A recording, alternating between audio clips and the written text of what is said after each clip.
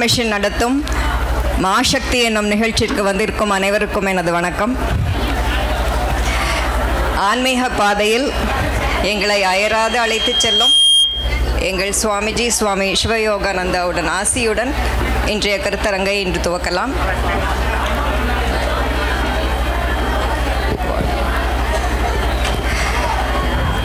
இன்றைய கருத்தரங்கின் தலைப்பு என்னன்னா, நவீன வாழ்க்கை முறையின் இன்றியமையாத தேவை ஆன்மீகமே என்பதுதான்.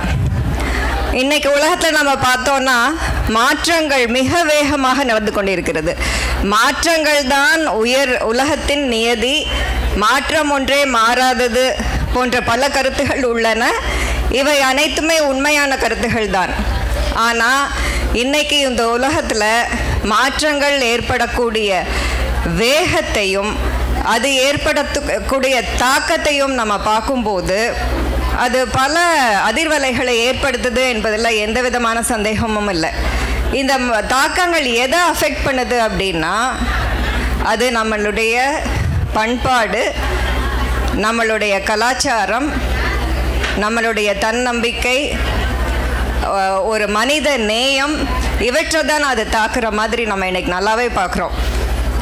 ஸோ இப்படிப்பட்ட ஒரு மாறிக்கொண்டிருக்கும் உலகத்தில் நம்மளுக்கு ஒரு நிலையான இடம் இருக்க வேண்டும், ஒரு நங்கூரம் இருக்க வேண்டும் அப்படின்னு நம்ம நினச்சோன்னா அது ஆன்மீகம்.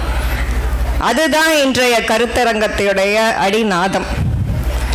இதன் பல்வேறு பதிவுகளை இங்கே செய்வதற்காகத்தான் 3 முத்தான பெண்மணிகள் நம்மிடையே இங்கே இருக்கிறார்கள்.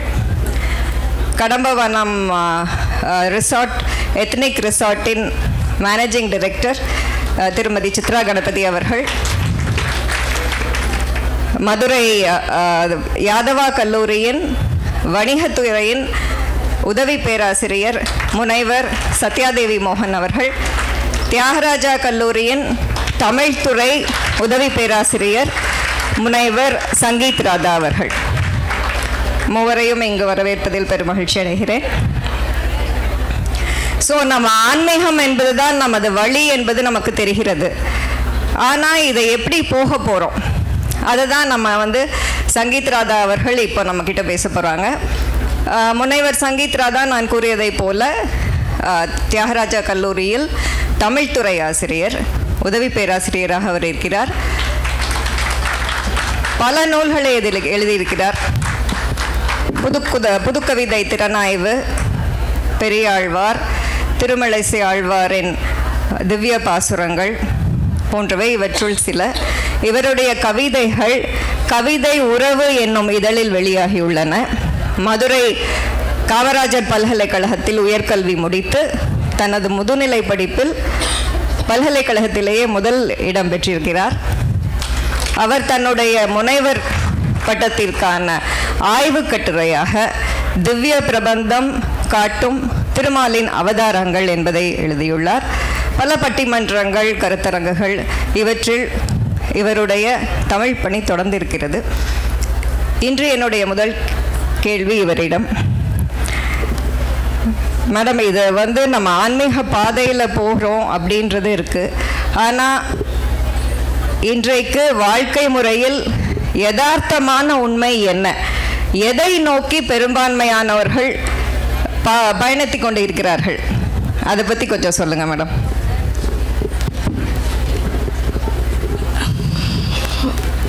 வணக்கம். நல்லாரை காண்பதும் நன்றே, நல்லார் சொல் கேட்பதும் நன்றே, அவர்களோடு இணங்கி இருப்பதும் நன்றே, அவர்கள் நம் உரைகள் உரைப்பதும் நன்றே என்பதற்கேற்ப நல்லோர்கள் நிறைந்த இந்த அவையிலே, ஒரு நான்மாட கூடலிலே, நல்லதொரு நிகழ்விலே, நல்லதொரு நாளிலே, நல்லதொரு நிகழ்ச்சி, சின்யா தேவி குழுவினர் வழங்கும் மாசக்தி 2025 இந்த நிகழ்வில் நான் பங்கேற்பதில் பெரும் மகிழ்ச்சி அடைகின்றேன். இந்த நிகழ்விற்கு தலைமையேற்று அமர்ந்திருக்கின்ற போற்றுதலுக்குரிய குருஜி அவர்களே, நல்ல ஒரு கரகொலி எழுப்பலாயா. இந்த கருத்தரங்க நிகழ்வினை ஒருங்கிணைத்து கொண்டிருக்கும் பொன் மீரா அவர்கள். பெயருக்கு ஏற்றோர் போல் குணத்திலும் பொன்னானவர்கள் பொன் மீரா அம்மையார் அவர்களே. நல்ல ஒரு கரவொலி. இந்த நிகழ்வில் கருத்தரங்கத்தினை பகிர்ந்து கொள்ள வந்திருக்கின்ற, கருத்துக்களை பகிர்ந்து கொள்ள வந்திருக்கின்ற எங்களது போற்றுதலுக்குரிய, பிரியத்துக்குரிய, பாசத்திற்குரிய அம்மா, கடம்பவனம் நிர்வாக இயக்குனர் சித்ரா கணபதி அம்மா அவர்களே, எனது அருமை சகோதரி, போற்றுதலுக்குரிய, அன்பிற்குரிய சக்தி மோகன் அவர்களே, இங்கு இருக்கின்ற அழகிய அருமையான சின்ன மீனாட்சிகளே. நான் சின்மையாக பேசினாலே அந்த சிம்பல் தானே. உங்கள் அத்தனை பேருக்கும் எனது கனிவான வணக்கத்தை பணிவோடு சமர்ப்பிக்கின்றேன். எப்பொழுதுமே கல்லூரியில் நாங்கள் கேள்வி கேட்டுத்தான் பழக்கம். மாணவர்கள்ட்ட முதல் முறையாக அம்மா கருத்தரங்கத்தில் ஒரு 10 நிமிஷம் பேசிட்டு போங்கன்னாங்க. சரின்ட்டு ஏதோ ஒரு தைரியத்தில் இங்கே வந்த உடனே கேள்வி கேட்க ஆரம்பிச்சிட்டாங்க. கை காலெல்லாம் கொஞ்சம் உதறுது. ஏன்னா எல்லாம் யாவருக்கும் சொல்லுதல் எளிதான், சொல்லிய வண்ணம் செயல். கேள்வி ஒன்று கேட்டிருந்தாங்க. அதாவது இன்றைய வாழ்க்கை முறையின் யதார்த்த உண்மை என்ன? நாம் எதை நோக்கி பயணம் செய்து கொண்டிருக்கிறோம்? எனக்கு தெரிந்துமா, நாம் வாழ்க்கை முறையின் யதார்த்த உண்மை என்னவென்றால், தனிமைப்படுத்துதல், தன்னிலைப்படுத்துதல், தன்வயப்படுத்துதல், தார்மீகத்தை மறத்தல். புரியுதா ஏதாச்சும்? தனிமைப்படுத்துதல், தன்னிலைப்படுத்துதல், தன் வயப்படுத்துதல், தார்மீகத்தை மறத்தல், தனிமைப்படுத்துதல். இன்னைக்கு சேர்ந்தாப்புல ஒரு 4 பேர் இருந்து பேசிக்கிட்டு இருக்கிறத பார்க்க முடிய மாட்டேங்குது. 4 பேரும் அலை பேசி கொண்டிருப்பதைத்தான் பார்க்க முடிகிறதே ஒழிய சேர்ந்து பேசி கொண்டிருப்பதை பார்க்க முடிய மாட்டேங்குது. கொஞ்ச நேரம் கிடைக்காதான் தனியாக போய் உட்காந்துடுறாங்க செல்லோடு. சொல்லோடு பேசிய காலம் போய் இன்று செல்லோடு பேசிக் கொண்டிருக்கிறார்கள். அதுதான் தனிமைப்படுத்துதல்.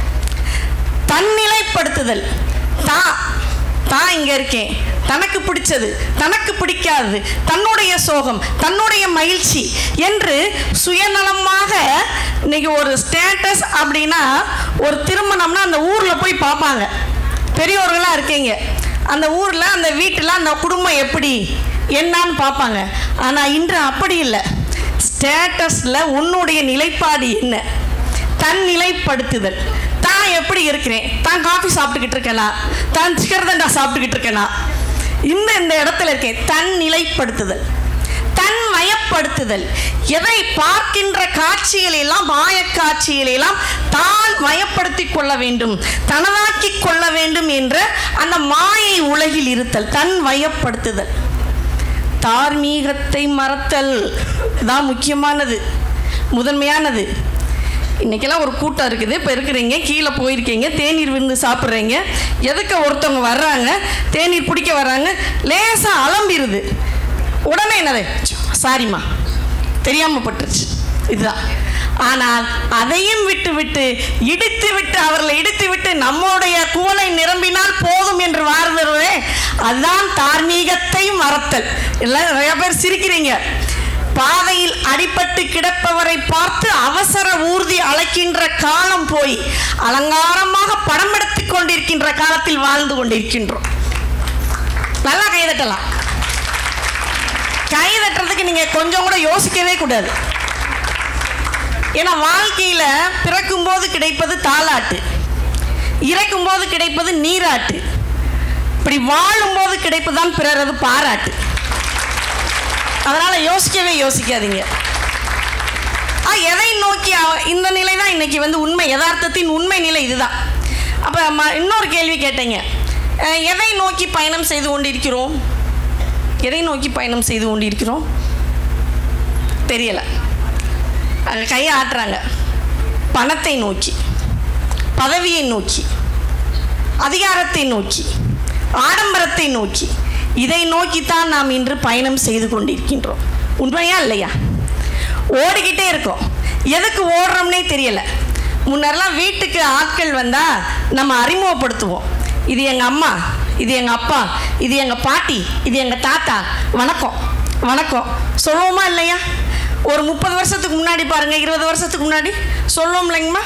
ஆனால் இன்று யாராவது புதிய நபர்கள் வீட்டிற்கு வந்தால் இது நேற்று வாங்கின எல்இடி டிவி, அந்தம்மா இது போன வாரம் வாங்கின வேர்ல்பூல் வாஷிங் மிஷின், ஓ இது போன மாதம் வாங்கின ஆப்பிள் போன், அந்தம்மா ஆனாவனை படிக்குது அடுத்த வீட்டுக்காரம்மா இங்கே வந்து. சரியா? அப்போ உறவுகளோடு உறவாடிய காலம் போய் இன்று இயந்திரங்களோடு இயந்திரமாக இயங்கிக் கொண்டிருக்கின்றோம். அன்று உடைந்த வீடுகள், உடையாத குடும்பங்கள். இன்று உடைந்த குடும்பங்கள், உடையாத வீடுகள். இப்படித்தான் இருக்கு. அன்னைக்கெல்லாம் கொல்லைப்புறம் என்பது வீட்டிற்கு வெளியே இருக்கும், பின்னாடி இருக்கும். ஆனால் இன்னைக்கு அப்படி இருக்குதா? அப்படி இருக்குதா? இல்லை. பாத்ரூம் அட்டாச்சாக இருக்கு, ஃபேமிலி டிட்டாச்சாக இருக்கு. அன்னைக்கு ஃபேமிலி அட்டாச்சாக இருந்துச்சு, பாத்ரூம் டிட்டாச்சாக இருந்துச்சு. இப்படித்தானே இருந்தது. இதை நோக்கித்தான் நாம் பயணம் செய்து கொண்டிருக்கிறோம். அதெல்லாம் இல்லை, நீங்கள் கொஞ்சம் யோசிச்சு பாருங்க. முன்னர் தாத்தா சாப்பிட்டாருன்னா எங்கள் பாட்டி வந்து வெத்தலைப்பட்டி எடுத்துகிட்டு வருவாங்க. நினைவு இருக்குதாங்கம்மா? வெத்தலைப்பட்டி எடுத்துகிட்டு வந்து மடித்து கொடுப்பாங்க. இன்றைக்கி எங்கள் அப்பா சாப்பிட்டாருன்னா எங்கள் அம்மாவா மாத்திரை டப்பா எடுத்துகிட்டு வர்றாங்க. இது காலையில் சாப்பிட்ற மாத்திரை, இது மதியம் சாப்பிட்ற மாத்திரை, இது சாயந்தரம் சாப்பிட்ற மாத்திரைன்னு. அதில் ஒரு அம்மாவுக்குலாம் டாக்டர் சொல்கிறது தெரிய மாட்டேங்குது, எந்த மாத்திரை எப்போ சாப்பிட்றதுன்னு தெரிய மாட்டேங்குது. அம்மா இது காலையில் 10 மணிக்கு சாப்பிடணும், இது 11 மணிக்கு, இது 12 மணிக்கு. டாக்டர் புரியவே இல்லை டாக்டர். அந்த அம்மா உடனே இவர் சொன்னார், அப்படியா புரியலையா, சரி இது ராமாயணம் போடுறப்ப சாப்பிடுங்க 6:30 மணிக்கு. சரி டாக்டர். இது 7 மணிக்கு அன்னம் போடுறப்ப, ஓ சரி டாக்டர் ரொம்ப புரியுது. இது 8 மணிக்கு சாப்பிடுங்க, என்ன சீரியல் வர்றப்ப, மருமகளை சீரியல் வர்றப்ப சாப்பிடுங்க. சரி டாக்டர் ரொம்ப நல்லா புரியுது. இது 9:30க்கு எதிர்நீச்சல் வர்றப்ப, நல்லா புரியுது டாக்டர். இப்போ எப்படி இருக்கு? இதை நோக்கித்தானே நாம் பயணம் செய்து கொண்டிருக்கிறோம். இதை நோக்கித்தானே அன்னைக்கு வந்து சிறுதானியங்களை சாப்பிட்டார்கள், சிறப்புடன் வாழ்ந்தார்கள். ஆனால் இன்று வாயுக்குள் நுழையாத பெயர்கள் கொண்ட பதார்த்தங்களை எல்லாம் வயிற்றுக்குள் நுழைத்து கொண்டிருக்கிறோம். பீட்சா, பர்கர், நூடுல்ஸ் என்று நொந்ததையும் நோகாதையும் வெந்ததையும் வேகாதையும் சாப்பிட்டு கொண்டிருக்கின்றோம். அதனால்தான் முந்தி பெண்களுக்கு வள்ளித்து குழந்தை பிறந்தது, இன்று கிழித்து குழந்தை பிறக்கிறது.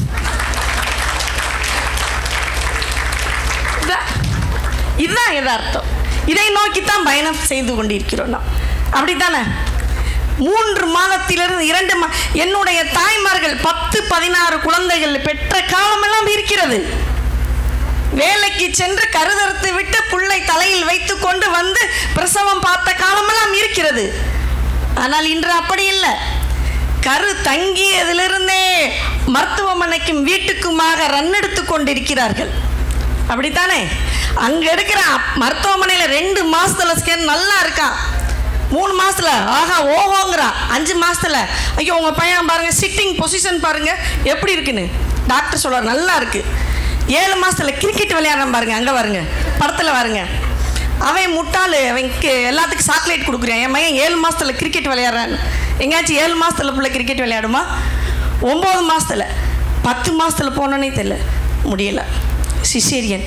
டாக்டர் 9 மாதத்துல என் பிள்ளை கிரிக்கெட் விளையாடுன்னு சொன்னீங்களே டாக்டர், என்ன ஆச்சு? முடியலையே, இப்போ கட்டடம் பாதியிலே நிற்கிதே, மருத்துவமனை கட்டடம்.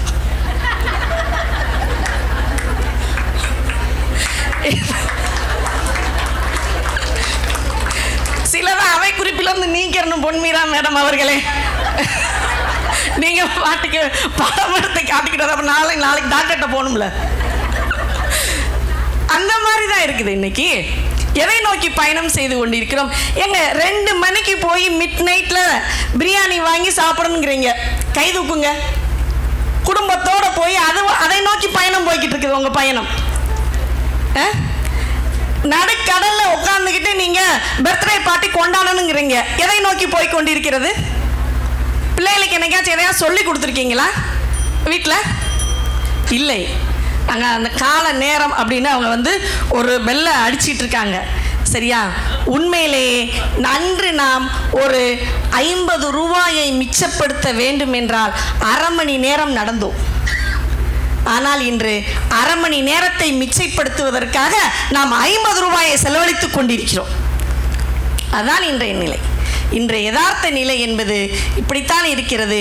எதை நோக்கி பயணம் செய்து கொண்டிருக்கிறார் என்றால், என்னுடைய இளைஞர்கள் புறப்பட்ட இடமும் தெரியாமல் போகும் இடமும் தெரியாமல் புனை வழிபடும் நீர் போல போய்கொண்டே இருக்கிறார்கள் என்றால், எங்கள் இளைஞர்கள் விவேகானந்தராக மாறுவதற்கு விருப்பம் தான் படுகிறார்கள். ஏன்னா நிறைய கல்லூரி மாணவர்கள் வந்திருக்கிறார்கள். ஆனால் அவர்களுக்கு வழிகாட்ட ராமகிருஷ்ண பரமஹம்சர் எங்கள் குருஜி மாதிரி ஆட்கள் நிறைய இல்லையே என்றுதான் எங்களுக்கு ஏக்கமாக இருக்கின்றது. ஏனால் எல்லோருக்கும் தெரிய வேண்டும் அல்லவா சின்மயா மிஷனை பற்றி. அது எதை நோக்கி பயணம் செய்து கொண்டிருக்கிறது குருஜி அவர்கள் அழகாக சொன்னார்கள். இது வெறும் சடங்காக மட்டும் இருக்கக்கூடாது. இந்த விழா என்பது அது விழிப்புணர்வு முகாமாக இருக்க வேண்டும். பெண்களுக்கான ஆற்றல் சக்தியை வெளிக்கொணர வேண்டும் என்றார்கள். அதற்காகத்தான் நாங்கள் இயங்கிக் கொண்டிருக்கிறோம். அதை நோக்கி நம் பயணம் மாற வேண்டும் என்று கூறி என் முதல் சுற்று வாதத்தை நிறைவு செய்கிறேன். நன்றி, வணக்கம். ரொம்ப நன்றி மேடம். நீங்கள் சொன்ன யதார்த்த உண்மைகள் எங்களுக்கு ஒன்றை புரிய வச்சிருச்சு. இந்த கருத்தரங்களோட தலைப்பை நாங்கள் ரெடி பண்ணும்போது நாங்கள் நினச்சோம், இது பெண்களுக்கு மையமாக இல்லையே அப்படின்ட்டு. ஆனால் இன்னைக்கு நான் ரொம்ப சந்தோஷப்படுறேன். இவ்வளோ ப்ராப்ளம்ஸ் நீங்கள் சொல்லியிருக்கீங்க. இது எல்லாத்துக்குமான சல்யூஷன் ஆன்மீகத்தில் இருக்குது இல்லையா? அதையெல்லாம் நம்ம எல்லாருமே உணர்ந்திருக்கிறோம். So this is the right time, as everyone says, especially with so many college students here. I think this is the right time for this கருத்தரங்கம். இப்போ நம்ம அடுத்து நம்மோடு பேச இருப்பவர்கள் திருமதி சித்ரா கணபதி அவர்கள். அவருடைய ப்ரொஃபைல் மிகவும் நீளமானது. சுருக்கமாக சொன்னால் தமிழ் மொழி, தமிழ் கலாச்சாரம், தமிழ் பண்பாடு அனைத்தையுமே கரைத்து குடித்தவர். அது மட்டும் அல்ல, அதை உலகத்துக்கு அற்புதமாக காட்சிப்படுத்துகிறார். இவர் ஒரு யூடியூப் சேனல் நடத்துகிறாங்க, பிரபஞ்சாஸ் தமிழ் ட்ரெஷர்ஸ்னு. அதில் நோ யோர் ரூட்ஸ்னு ஒரு வீடியோ இவங்க ரெக்கார்ட் பண்ணுறாங்க. இது தமிழர்களின் தொன்மையான வரலாற்றை பற்றிய ஒரு பதிவு. 103 பதிவுகளை இவர் செய்துள்ளார். இது மிகவும் பாராட்டுக்குரியது. ஒவ்வொரு பதிவுமே ஒரு ஆழமான ஆராய்ச்சியின் கண்டுபிடிப்புகள் தான் என்பது குறிப்பிடத்தக்கது. உலக வல்லுநர்களின் பாராட்டை பெற்றுள்ளது இந்த பதிவுகள். அது மட்டுமல்லாமல் 63 நாயன்மார்களின் வரலாற்றையும் இவர் தமிழிலும் ஆங்கிலத்திலும் பதிவு செய்து வருகிறார்.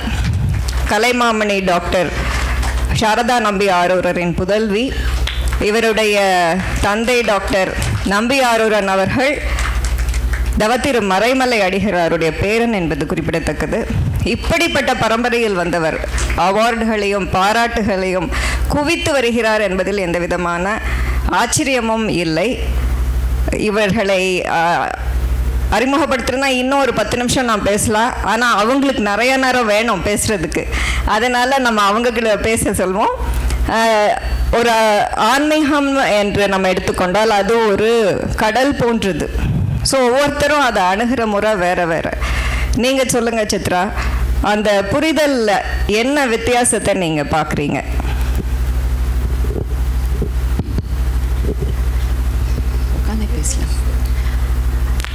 அனைவருக்கும் வணக்கம். சுவாமிஜிக்கு என்னுடைய சிரம் தாழ்ந்த நமஸ்காரங்கள். இந்த மாசக்தி விழாவில் கலந்து கொண்டு பொன்மீரா சொன்னது போல் ஆன்மீகம் என்பது ஒரு பெரும் கடல். அதுவும் சுவாமிஜியை வச்சுட்டு பேசுகிறப்போ ரொம்ப ஜாக்கிரதையாக பேசணும். அவர் கூட கேட்டார், நான் போய் வேணால் கடைசி ரோவில் உட்காந்துக்குவான்னு கேட்டார். இல்லை சுவாமி, நாங்கள் அவரவர்கள் பார்வையில் அப்படிங்கிறப்போ எனக்கு ரொம்ப பிடித்த ஒரு திருமூலரின் பாட்டு, அதோடு நான் ஆரம்பிக்கணும்னு பார்க்குறேன். நாமெல்லாம் இன்றைக்கி சாமி கும்பிடுறோமா? கும்பிடுறோம். கோயிலுக்கு போகிறோமா? போகிறோம். விரதங்கள் அனுஷ்டிக்கிறோமா? அனுஷ்டிக்கிறோம். ஜாதகம் பார்க்குறோமா? எல்லாரும் தலையாட்டுறீங்க. பரிகாரம் பண்ணுறோமா? ரைட். அப்போ இன்றைக்கு அடிப்படையில் நம்ம உணரணும், ஆன்மீகம் என்பது வேறு, சமயம் மதம் என்பது வேறு. சமயம் என்பது ஒரு நம்பிக்கை சார்ந்த விஷயம். அது முதல் படிநிலை. எடுத்த உடனே ஆன்மீகம் பற்றி பேசினா நமக்கு புரியாது. அப்போ ஒரு நம்பிக்கைக்குள் சென்று சில சடங்குகளை கடைபிடித்து நம்முடைய மூளையையும் மனதையும் பக்குவப்படுத்தி அதன் பின்னால் வருவது ஸ்பிரிச்சுவல் ரியலைசேஷன் என்று சொல்லக்கூடிய அந்த ஒரு ஆன்மீக உணர்வு. இன்றைக்கு நம்ம எல்லாமே இந்த முதல் படிநிலையிலேயே நமக்கு நிறைய வெரைட்டி இருக்குது. புதுசாக கோயில் வருது, புதுசாக பூசணை முறைகள் வருது.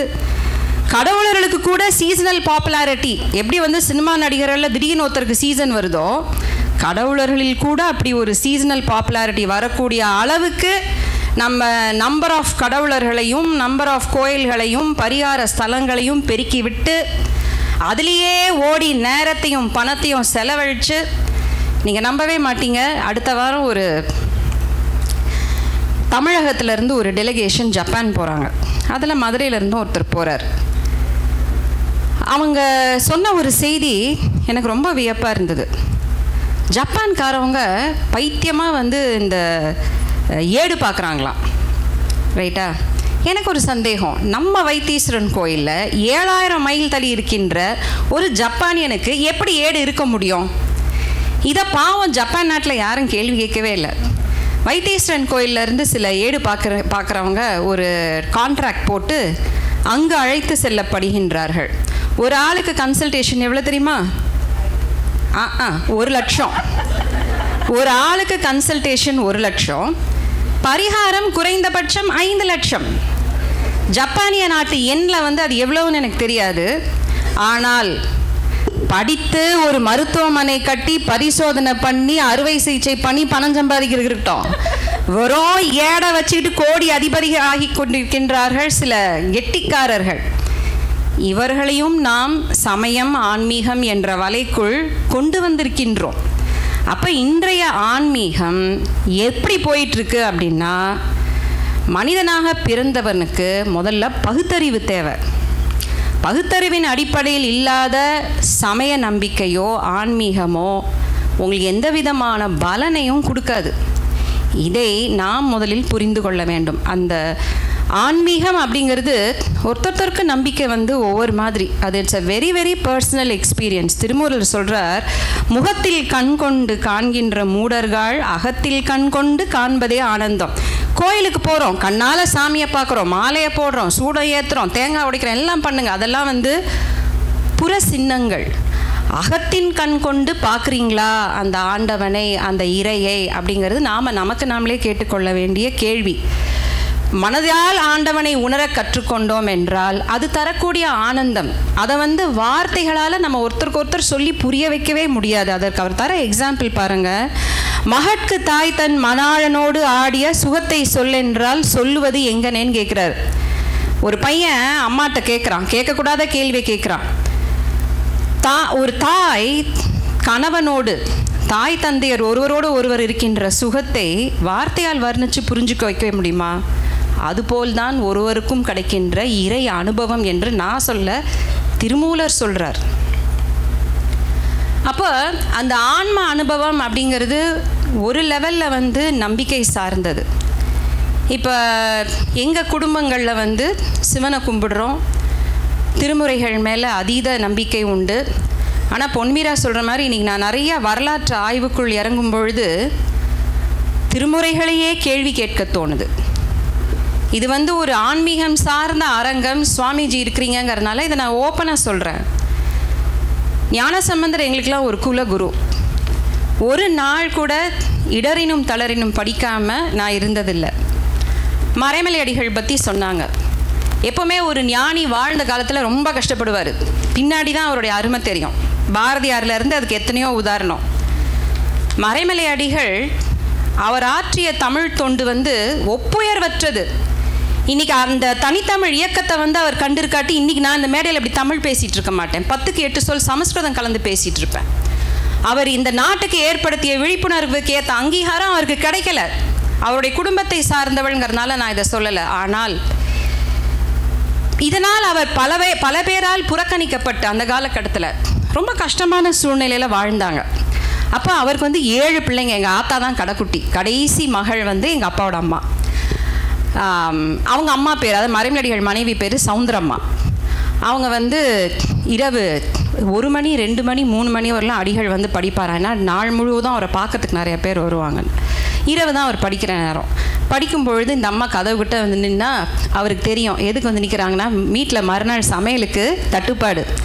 வீட்டில் உள்ளது ஒரு 7 தினப்படி வருவோர், அடிகளை பார்க்க வருவோருக்கு எல்லாம் சாப்பாடு போட சொல்வாராம். ஒரு நேரத்துக்கு அந்த காலத்தில் 20-25 பேருக்கு சமைக்கிறதுக்கான ஃபிசிக்கல் ஸ்ட்ரென்த் பொம்பளைங்களுக்கு இருந்தது. நீ கூட ஒருத்தர் வந்தால் நம்மளால் சமைக்க முடியல. ஆனால் ஒரு நேரத்துக்கு 25 பேருக்கு பொங்குற அளவுக்கு அவங்களுக்கு உடல் உறுதி இருந்தது. பண வசதி இல்லை. அப்போ அடியாள் சொல்வாராம், என்ன சவுந்தரம் நாளைக்கு அரிசி தட்டுப்பாடா அப்படின்னு கேட்பாராம். அவங்க ஆமா சாமி, அவர் இல்லறத்தில் துறவரம் வாங்கினவர். ஆமா சாமி, போய் இடரினும் தளரினும் படிச்சுட்டு தூங்கு அப்படின்ட்டுருவாராம். அதுதான் அவர் சொல்கிற ஒரே சொல்யூஷன். இந்த அம்மா தூங்குவாங்களாம். மறுநாள் காலையில் பார்த்தா யாரோ ஒருத்தர் மூட வந்து இறங்குமா வாசல்ல அரிசி. எங்கேயோ ஒரு இடத்துல இருந்து முன்பின் தெரியாதவர். அந்த காலத்தில் அப்படி ஒரு சிஸ்டம். சமூகத்துக்கு சேவை செய்கின்றவர்களை சமூகம் பார்த்து கொண்டது. அண்மையில் நான் ஒரு புத்தகம் படித்தேன். சிஸ்டர் நிவேதிதாவோட the web of Indian life என்று ஒரு புத்தகம். சிஸ்டர் நிவேதிதா உங்களுக்கெல்லாம் தெரியும், மார்கரெட்டா இந்தியாவுக்கு வராங்க. அதுக்கப்புறம் விவேகானந்தரால் ஆட்கொள்ளப்பட்டு நிவேதிதா என்று பெயர் மாற்றம் செய்து கல்கட்டா அருகே ஒரு சிறு ஊரிலே முதலாக அந்த பகுதியில் பெண்களுக்கான ஒரு கல்விக்கூடத்தை நிறுவி அவங்க அப்சர்வ் பண்ணுற அந்த இந்திய வாழ்க்கையை பற்றி அதில் எழுதுகிறாங்க. பெண்களை போய் படிக்கிறதுக்கு அனுப்பணும்னு சொல்கிறப்போ ஒவ்வொரு வீட்லேயும் போய் அவங்க எப்படிலாம் பேசி போராட வேண்டியது இருந்துச்சு அப்படிலாம் சொல்கிறப்ப இந்திய வாழ்க்கை முறை பற்றி அதில் நிறையா சொல்கிறாங்க. அதாவது இன்றைக்கி நம்ம வந்து பூமியை பூமி தாயாக கும்பிடுறோம், ஒரு ஆறை வந்து அன்னையாக கும்பிடுறோம், கங்கையை கும்பிடுறோம், காவேரியை கும்பிடுறோம். நமக்கு வந்து இது ஒரு வித்தியாசமாக தெரியல. ஆனால் ஒரு வெளிநாட்டில் ஐரோப்பாலேருந்து வந்தவங்களுக்கு அதெல்லாம் பார்க்குறப்போ என்ன இப்படி, அதாவது இன்ஆனிமேட் ஆப்ஜெக்ட்னு ஆங்கிலத்தில் சொல்வோம், அக்ரணை பொருட்கள், இதெல்லாம் வந்து இவங்க எப்படி வந்து இப்படி ஒரு பெண்ணாக உருவப்படுத்தி கும்பிடுறாங்க அப்படிங்கிறதே அந்த அம்மாவுக்கு வந்து ஒரு ஆச்சரியமாக இருக்குமா. அதுதான் இந்த பாரதிய கலாச்சாரம். அப்போ அவங்க சொல்கிறாங்க, வள்ளுவர் சொல்வார், திருமணம் ஆகின்ற வயது வரும்பொழுது தனக்கு வந்து பொருள் தேடினா பத்தாது, வீட்டில் உள்ளவங்களுக்கு பொருள் தேடினா பத்தாது, உறவுகளுக்கு பொருள் தேடினா பத்தாது, இந்த படிக்கின்ற காலத்தில் பிரம்மச்சரியம் என்று சொல்வோம். இந்த பிரம்மச்சரியம் ஒரு ஊரில் ஒரு கிராமத்தில் பிரம்மச்சாரிகளாக வாழ்கின்றவர்களுக்கு சாப்பாடு போட்டு காப்பாற்றுவது ஊரோட பொறுப்பு. யார் தனிப்பட்ட மனிதருடைய பொறுப்பும் கிடையாது. அந்த மாதிரி அந்த அம்மா எழுதுகிறாங்க, எங்கேருந்தோ நான் வந்திருக்கேன், நிறத்தால் இவர்கிட்டருந்து இவ்வளோ வேறுபட்டிருக்கேன், ஆனால் நான் ஒரு பொது காரியம் பண்ண வந்திருக்கேங்கிறனா என்னை இந்த ஊர் நல்லா பார்த்துக்குது. எனக்கே தெரியல, ஒரு வீடுன்னு கொடுத்தாங்க, கண்மூடி கண் திறக்கிறதுக்குள்ளே எனக்கு வேண்டிய பாத்திரம், பண்டம், போர்வை, பெட்ஷீட் எல்லாம் எங்கேருந்தோ வந்துருச்சு. அந்தந்த நேரத்துக்கு எனக்கு சாப்பாடு வந்துடுது. யார் வந்து கொடுக்குறான்னு கூட எனக்கு தெரியல. ஒரு பொது காரியம் செய்கின்ற என்னை இவ்வளோ நல்லா பார்த்துக்கிறாங்க அப்படின்னா இதை எதுக்கு நான் சொல்ல வரேன்னா, இதுதான் ஆன்மீகம். இல்லாதவர்களை ஒரு சமூகம் அரவணைத்து பாதுகாத்து கொண்டு போகின்ற அந்த நிலைப்பாடுக்கும் இன்னைக்கு நமக்கு பக்கத்து வீட்டுக்காரவங்க, எழுத்த வீட்டுக்காரங்க, ஒன்று விட்ட மாமா மகன் இவங்களோடலாம் நமக்கு இருக்கின்ற உறவு, நாம் சேர்க்கின்ற சொத்தில் யாருக்கும் நம்ம பிள்ளைகளை தவிர ஒருத்தருக்கு ஒரு உதவி பண்ணணும்னா 10 வாட்டி யோசிக்க சொல்கிற நாம் பரிகாரத்துக்கு 10,000னா உடனே தூக்கி கொடுக்குறோம். அப்போ அந்த அளவு நம்முடைய அந்த மனப்போக்கை நாம் அன்றாடம் கடைபிடிக்கின்ற, ஆன்மீகம் என்ற பெயரில் கடைபிடிக்கின்ற இந்த ரிச்சுவல்ஸ், நிலைப்பாடுகள் நமக்கு அந்த மனப்பக்குவத்தை தருகின்றதா? அப்போ இன்றைய நிலையில் ஆன்மீகம் என்ன? தமிழில் ஒன்று சொல்லி வச்சுருக்காங்க பாருங்கள், நாளும் கோளும் நலிந்தோர்க்கு. இன்றைக்கி எனக்கு நல்ல வசதி இருக்குது, ஒரு நேரத்துக்கு 3 வேளை என்னால் சாப்பிட முடியும், நான் தான் ஏகாதசி விரதம் இருக்கலாம். சாப்பாட்டுக்கே வழி இல்லாத ஒருத்தனுக்கு சாப்பாடு இல்லாமல் கிடைக்காம இருக்கிறன்ற நாளெல்லாம் ஏகாதசி. அப்போ அவனுக்கு என்ன நாள், நட்சத்திரம், கோள்? கோள்களை பார்க்கின்ற ஜோசியருக்கு போய் 5,000 10,000 தட்டில் வச்சு கொடுக்குற வசதி இருக்கிறதுனால நான் அதை பார்க்குறேன். ஒன்றுமே இல்லாமல் அலைகின்றவனுக்கு என்ன கோள்? அதான் நாளும் கோளும் நலிந்தோருக்கு இல்லை. அப்போ நாம் இன்னைக்கு வாழ்கின்ற இந்த சமூகத்தில் வள்ளுவர் வந்து திருக்குறளில் ஒரு வார்த்தையும் சொன்னால், அறிவினான் ஆகுவது உண்டோ பிரிதின் நோய் தன்னோய் போல், என்னது பிள்ளைகளா, கல்லூரி பிள்ளைகளா, தன்னோய் போல் திருக்குறளும் தெரியறதில்ல, திருக்குறளை சொன்னால் பொருளும் தெரியறதில்ல. 7 வார்த்தை ஒரு திருக்குறள். எங்கள் இடத்துல இந்த மாணவர்களுக்கு வந்து பண்பாட்டு முகாம் நடத்துவோம். அதில் நாங்கள் கொடுக்குற ஒரு ஆக்டிவ் வந்து டம்ஷராட்ஸ். டம்ஷராட்ஸ்னால் என்னென்னா உன்னை கொடுத்து நடிக்க சொல்லணும். ஸோ திருக்குறளை சீட்டில் எழுதி கல்லூரி மாணவர்களை நடிக்க சொல்லுவோம். பள்ளியில் +2க்கு மேலே அந்த ஆக்டிவிட்டி கொடுக்கறது.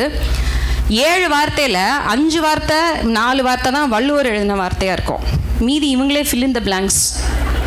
அந்த அளவுங்க ஞாபக சக்தி அவ்வளோ மோசமாக இருக்குது இன்றைக்கி பிள்ளைகளுக்கு. எல்லாம் இந்த செல்ஃபோனால் பொழுதன்னைக்கும் இன்ஸ்டாகிராமு இதையும் அதையும் பண்ணிக்கிட்டு கம்ப்யூட்டர் நம்பியே வாழ்க்கையை ஓட்டலான்னு நம்புறதுனால நாமெல்லாம் ஒரு காலத்தில் ஒரு 50-60 ஃபோன் நம்பர் ஞாபகம் வச்சுருப்போம். இப்போ என் மருமக ஃபோன் நம்பரே எனக்கு தெரியாது. டக்குன்னு கேட்டால் நான் செல்ஃபோனை தான் பார்ப்பேன். அப்போ அந்த அளவு நம்மளுடைய புத்தியை அது கையில் கொடுத்துட்டோம். கல்லூரி மாணவர்களுக்காக ஒன்று சொல்கிறேன், அடுத்து வந்து AI வந்துட்டுருக்கு. அது ஏற்கனவே அப்ராட்லலாம் வந்து it has taken over the education field. மாணவர்களால் கோர்வையாக யோசிக்க முடியல. ஏன்னா எதை ஒரு வார்த்தையை கொடுத்தாலும் யோசித்து அது வந்து ஒரு சம்மரி கொடுக்குது அந்த கம்ப்யூட்டர். ஸோ கோர்வையாக யோசிக்கின்ற திறன், ஸ்பெல்லிங் மிஸ்டேக்ஸு, ஸ்பெல் செக் இருக்கிறதுனால வார்த்தைக்கு ஸ்பெல்லிங் தெரியறதில்ல. ரொம்ப ஒரு இந்த கணினியோட இன்ஃப்ளூயன்ஸ் வந்து நம்முடைய மூளையை மழுங்கடிக்க செய்து கொண்டிருக்கின்றது. இப்போ அதை விட்டுரும், அது வந்து ஒரு சைட் கதை. ஸோ நம்முடைய அன்றாட வாழ்வியல் நோக்கில் பார்க்கின்ற பொழுது இந்த ஆன்மீகம் அப்படிங்கிறது நம்மை அன்றாட வாழ்க்கையில் செம்மையுற செய்வதற்கு இன்றைய பயன்பாட்டில் நாம் என்ன செய்யணும் அப்படிங்கிறதான் வந்து ஒரு பெரிய கேள்வியாக இருக்கின்றது. அதற்கு முதல்ல நாம் அதற்குறித்தான நேரத்தை செலவழிக்க வேண்டும். நம்ம எல்லாருக்கும் இப்போ அவங்க சொன்னாங்க அழகாக ஒரு மாத்திரை போடுறதுக்கும் ஒரு சீரியல் அப்படின்னு. சாயந்தரம் ஒரு சாலிடாக ஒரு 3 மணி நேரம் எல்லா தாய்மார்களும், இன்றைக்கி எனக்கு ரொம்ப கவலை வந்து தாய்மார்கள் சீரியல் பார்க்குறத விட பாட்டிமார்கள் சீரியல் பார்க்குறது தான். இப்போ இன்றைக்கி பெரும்பாலும் தனி கொடுத்தணும் அப்படின்னா கூட இப்போ நாங்கள்லாம் ஒரு ஜாயின்ட் ஃபேமிலியில் இருக்கோம். என்றைக்கு இந்த பாட்டிமார் சீரியல் பார்க்க ஆரம்பித்தாங்களோ பேர குழந்தைங்களுக்கு ப்ராக்டிக்கலாக ஆன்மீக ஞானத்தை வழங்கக்கூடிய ஒரு பெரிய ரிசோர்ஸ், ஒரு ஊற்று அது வந்து தடைமாறி பாய்ந்து கொண்டிருக்கின்றது. அப்போது ஒரு குழந்தைய வந்து ஒரு கிராமமே வளர்க்கும் அப்படின்னு சொல்லுவாங்க. இன்றைக்கி வந்து ஒரு வழிநடத்துதல் வேணும் அப்படின்னா ஒரு தாய் மட்டுமே வந்து அதுக்கு பொறுப்பெடுக்க முடியாது, ஒரு சமூகம் மட்டுமே பொறுப்பெடுக்க முடியாது, வீட்டில் உள்ள எல்லோரும் பொறுப்பெடுக்கணும். அப்படிங்கிறப்ப மதர்ஸ்க்கு ஈக்குவலாக grand mothers are also responsible for bringing up the children at home. அப்போ அந்த ஆன்மீக பாதை இப்போ அவங்க மணி அடிச்சிட்டாங்க. ஸோ இது வந்து வாதம் பிரதிவாதங்கிறது கிடையாது, அவங்களுடைய ஒரு பர்ஸ்பெக்டிவை தான் நம்ம பகிர்ந்துக்க வந்திருக்கோம். இதிலேருந்து மாறுபட்ட கருத்துக்கள் கூட உங்களுக்கு இருக்கலாம், ஆனால் அடுத்த ஒரு ரவுண்டு வரும் அப்படிங்கிறதுனால இதோட என்னுடைய கருத்து பகிர்வை நிறுத்திக் கொள்கின்றேன். வணக்கம்.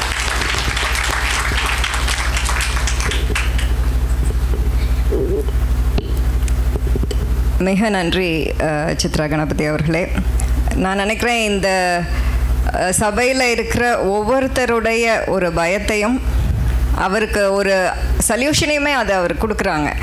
பாட்டிமார்கள், தாய்மார்கள் பிள்ளைகளை கவனித்து கொள்ள வேண்டும் என்றது தான் அவருடைய இன்று அவர் பதிவிடும் கருத்து. இன்று அடுத்து பேச இருக்க போகிறவர் முனைவர் சத்யாதேவி மோகன் அவர்கள்.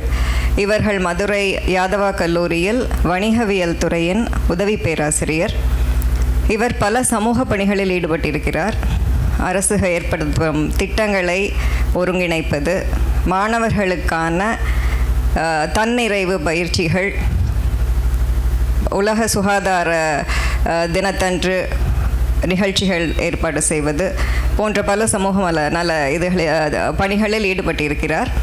இவருடைய முனைவர் பட்டத்திற்காக இவர் செய்திருக்கக்கூடிய ஆய்வு கட்டுரை என்னென்னா, மதுரையில் அணிசாராத கட்டுமான பணிகளுக்கு இருக்கும் மகளிரை பற்றி எழுதியிருக்கிறார். நிறைஞர் பட்டத்திற்காக இவர் எழுதியிருக்கக்கூடிய ஆய்வு கட்டுரை என்னென்னா, மகாத்மா காந்தி தேசிய ஊரக திட்டத்தில் இருக்கும் பணியாளர்களை பற்றியது. இதில் எல்லாத்தையுமே பார்த்தோன்னா அவர் வந்து ஒரு சமூக ஆர்வலர் என்பது நம்மளுக்கு தெரியுது. இதை பேஸ் பண்ணி தான் அவருக்கு நான் ஒரு கேள்வி கேட்க போகிறேன். மேடம், இப்போ வந்து ப்ராப்ளம் இருக்குது அப்படின்ட்டு நம்ம இதுக்குள்ளே கிளியர் பண்ணிட்டோம். இந்த ப்ராப்ளம்குள்ளே ஒரு ரொம்ப பவர்ஃபுல் சொல்யூஷன் நீங்கள் கொடுங்க.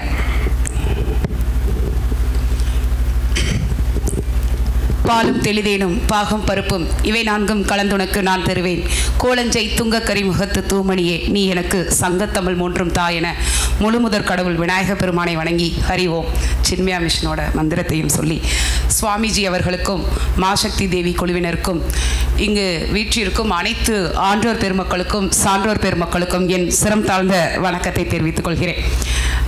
பேசுகிறதுலே ரொம்ப கடினமான விஷயம் என்னென்னா, முன்னாடி மிகப்பெரிய ஒரு சான்றோர் பெருமக்கள் 2 பேரும் பேசிட்டு இவ்வளோ பெரிய ஒரு குருஜி முன்னாடி பேசுகிறது, அதுவும் என்னை போன்ற ஒரு சிறியவளையும் அழைத்து வாய்ப்பு தந்தமைக்கு முதல்ல சின்மயா குழுவினருக்கு என்னுடைய சிரம் தாழ்ந்த நன்றி இந்த இடத்துல நான் பதிவு செஞ்சுக்கிறேன். பொதுவாக ஆன்மீகம் இன்றைய வாழ்க்கைக்கு எது முக்கியம், அதுவும் குறிப்பாக பெண்களுக்கு அப்படின்னு. நான் ரொம்ப கிராமப்புற பின்னணியை சேர்ந்தவள். பொதுவாகவே பெண்கள் எந்த அளவுக்கு பொறுப்புள்ளவர்கள், ஆன்மீக பணியை எப்படி அடுத்த தலைமுறை கடத்த போகிறாங்க அப்படின்றதுல என்னோட கருத்தியல் இருக்கும் அப்படின்றத நான் இந்த இடத்துல தெளிவுபடுத்திக்கிறேன். இந்த உலகம் முழுவதும் எடுத்துக்கிட்டோம் அப்படின்னா நம்ம பாரத தேசம்தான் ஆன்மீக பூமி அப்படின்னு நம்ம பெருமையாகவே சொல்லலாம். ஒட்டுமொத்த உலகத்தையே எடுத்துக்கிட்டால் நம்ம பாரத தேசம், நம்ம இந்தியா தான் ஒரு ஆன்மீக பூமி. மற்ற மேற்கு நாடுகள் எல்லாமே இயந்திரமயமான வாழ்க்கையை நோக்கி தான் நகர்ந்துட்டுருக்கு. அவங்க எல்லாரும் அடுத்து டெக்னாலஜி வளர்ச்சி அப்படின்னு சொல்லக்கூடிய புதிய புதிய இயந்திரங்கள் தயாரிக்கிறது, அதை வச்சு நிறைய பொருட்களை உற்பத்தி செய்கிறது, அதன் மூலமாக எப்படி பணத்தை சம்பாதிப்பது அப்படின்ற நோக்கத்தில் மட்டுமே மேலை நாடுகள் செயல்பட்டு கொண்டிட்டு இருக்கும் போது நம்ம பாரத தேசம்தான் நம்ம இன்னைக்கும் ஆன்மீக சிந்தனைகளை அடுத்த தலைமுறைக்கு கடத்துவதில் சின்மயா மிஷன் போன்ற பல அறக்கட்டைகள் பொறுப்பை தன்னோட தலையில சுமந்துட்டு இருக்காங்க. அப்ப ரொம்ப பெருமையான ஒரு புண்ணிய பூமியில வாழ்றோம் அப்படின்றது ஒரு பெருமையான விஷயம். ஆன்மீக செல்வத்தை அடுத்த தலைமுறைக்கு கடத்துறதோட பங்கு ஏன் பெண்களுக்கு இருக்கு அப்படின்னா ஒரு சின்ன கதை, அதுக்கும் இதுக்கும் சம்மந்தம் இல்லை, ஆனால் ஒரு உதாரணத்துக்காக அந்த கதையை சொல்லான்னு இருக்கேன். விஸ்வாமித்திரர் மேனகை தம்பதி இருந்தாங்க. அவங்களுக்கு ஒரு அழகான ஒரு பெண் குழந்தை பிறந்துச்சு. அந்த பெண் குழந்தை பிறந்ததுக்கு அப்புறமா நேரம் காரணமாக நான் கொஞ்சம் சீக்கிரமாக சொல்கிறேன். மேனகை இந்திரலோகத்துக்கே போயிட்டாங்க. விஸ்வாமித்திரரும் அந்த பெண் குழந்தைய அப்படியே கைவிட்டுட்டு தவம் செய்கிறதுக்காக போயிட்டார். அந்த பெண் குழந்தைய கண்வ மகரிஷி அப்படின்றவர் தான் எடுத்து வளர்க்குறாரு அவரோட ஆசிரமத்தில். கண்வ மகரிஷியும் சகுந்தலை கொஞ்சம் வளர்ந்து பெரியவளானவனே இந்த ஒரு பருவம் வரவனே அவரும் யாகம் செய்கிறதுக்காக தவம் செய்கிறதுக்காக போயிட்டார். அப்போ ஒரு மகாராஜா, துஷ்யந்த மகாராஜா அந்த வழியாக வராரு. வரும்போது பார்க்குறாரு சகுந்தலையை. இயல்பாகவே பருவத்தில் 2 பேருக்கும் ஒருத்தர் மேலே ஆண் பெண் இருபாலருக்கும் இயல்பாகவே வர ஒரு ஈர்ப்பு அப்படின்னு சொல்கிற மாதிரி ஈர்க்கிறாங்க. 2 பேரும் காந்தர்வ முறையில் திருமணம் செய்துக்கிறாங்க. கண்வ மகரிஷியும் அங்கே இல்லாதனால 2 பேரும் இல்லறத்தில் ஈடுபட்டு அதன் வெளிப்பாடாக அவள் கருவுறான். அதுக்கப்புறம் போன துஷ்யந்த மகாராஜாவை காணாமே, ஒரு நாட்டோட மன்னன் அப்படின்னு அவரை தேடி வராங்க. அதுக்கப்புறமா படை வீரர்கள் அவர் மன்னா நீங்கள் வந்துருங்க அப்படின்னு கூட்டிகிட்டு போகிறாங்க.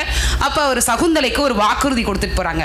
நான் என்னோட நாட்டோட ராணி, நீ உன்னை இப்படி நான் வெறுமனை கூட்டிகிட்டு போக விருப்பம் இல்லை, நான் என்னோட ராஜ்யத்துக்கு போயிட்டு உன்னை நல்ல ராஜ மரியாதையோடு அழைச்சிட்டு போகிறேன் அப்படின்னு ஒரு வாக்குறுதியை கொடுத்துட்டு போயிருக்காரு. அவங்களும் வருவாங்க, ராஜா வருவாருன்னு சகுந்தலை காத்திருக்காங்க. காத்திருக்கும் போது அப்போது அந்த ஆசிரமத்துக்கு, கண்வ மகரிஷியோட ஆசிரமத்துக்கு துர்வாச முனிவர் வரார். இவர் கணவனோட அதாவது நினைவிலேயே மனசார நினச்சிட்டு அவரோட சிந்தனையிலே இருக்காங்க. வந்த முனிவரை இவங்களால் சரியாக கவனிக்க முடியல. ஒரு ஆசிரமத்துக்கு வந்தவங்களை வரவேற்க கூட முடியாமல் நீ ஏதோ ஒரு மனநிலையில் இருக்க, உன்னோட மனநிலையில் மனசில் யார் இருக்காங்களோ அவங்களோட நினைவில் நீ இல்லாமல் போயிடணும், அதாவது அந்த மகாராஜாவோட நினைவில் நீ இருக்கக்கூடாது அப்படின்னு சொல்லிட்டு போயிடுறாரு. அப்படின்னு ஒரு பிடி சாபத்தை கொடுத்துட்டு போயிடுறாரு. இந்த கதைக்கும் இதுக்கும் என்ன சம்மந்தம் அப்படின்னு யோசிச்சுட்டு இருப்பீங்க. என்ன அப்படின்னா, அதுக்கப்புறம் நாட்கள் பல கடந்தது. அதுக்கு ஒரு சொல்யூஷன் சொல்லுவார். உன் கையில் இருக்கக்கூடிய அந்த விவாகத்தின் போது போட்ட மோதிரத்தை பார்த்தா அவருக்கு நினைவு வரும் அப்படின்னு. கொஞ்ச நாள் கழித்து சகுந்தலைக்கு ஒரு அழகான ஒரு ஆண் குழந்தை பிறக்குது.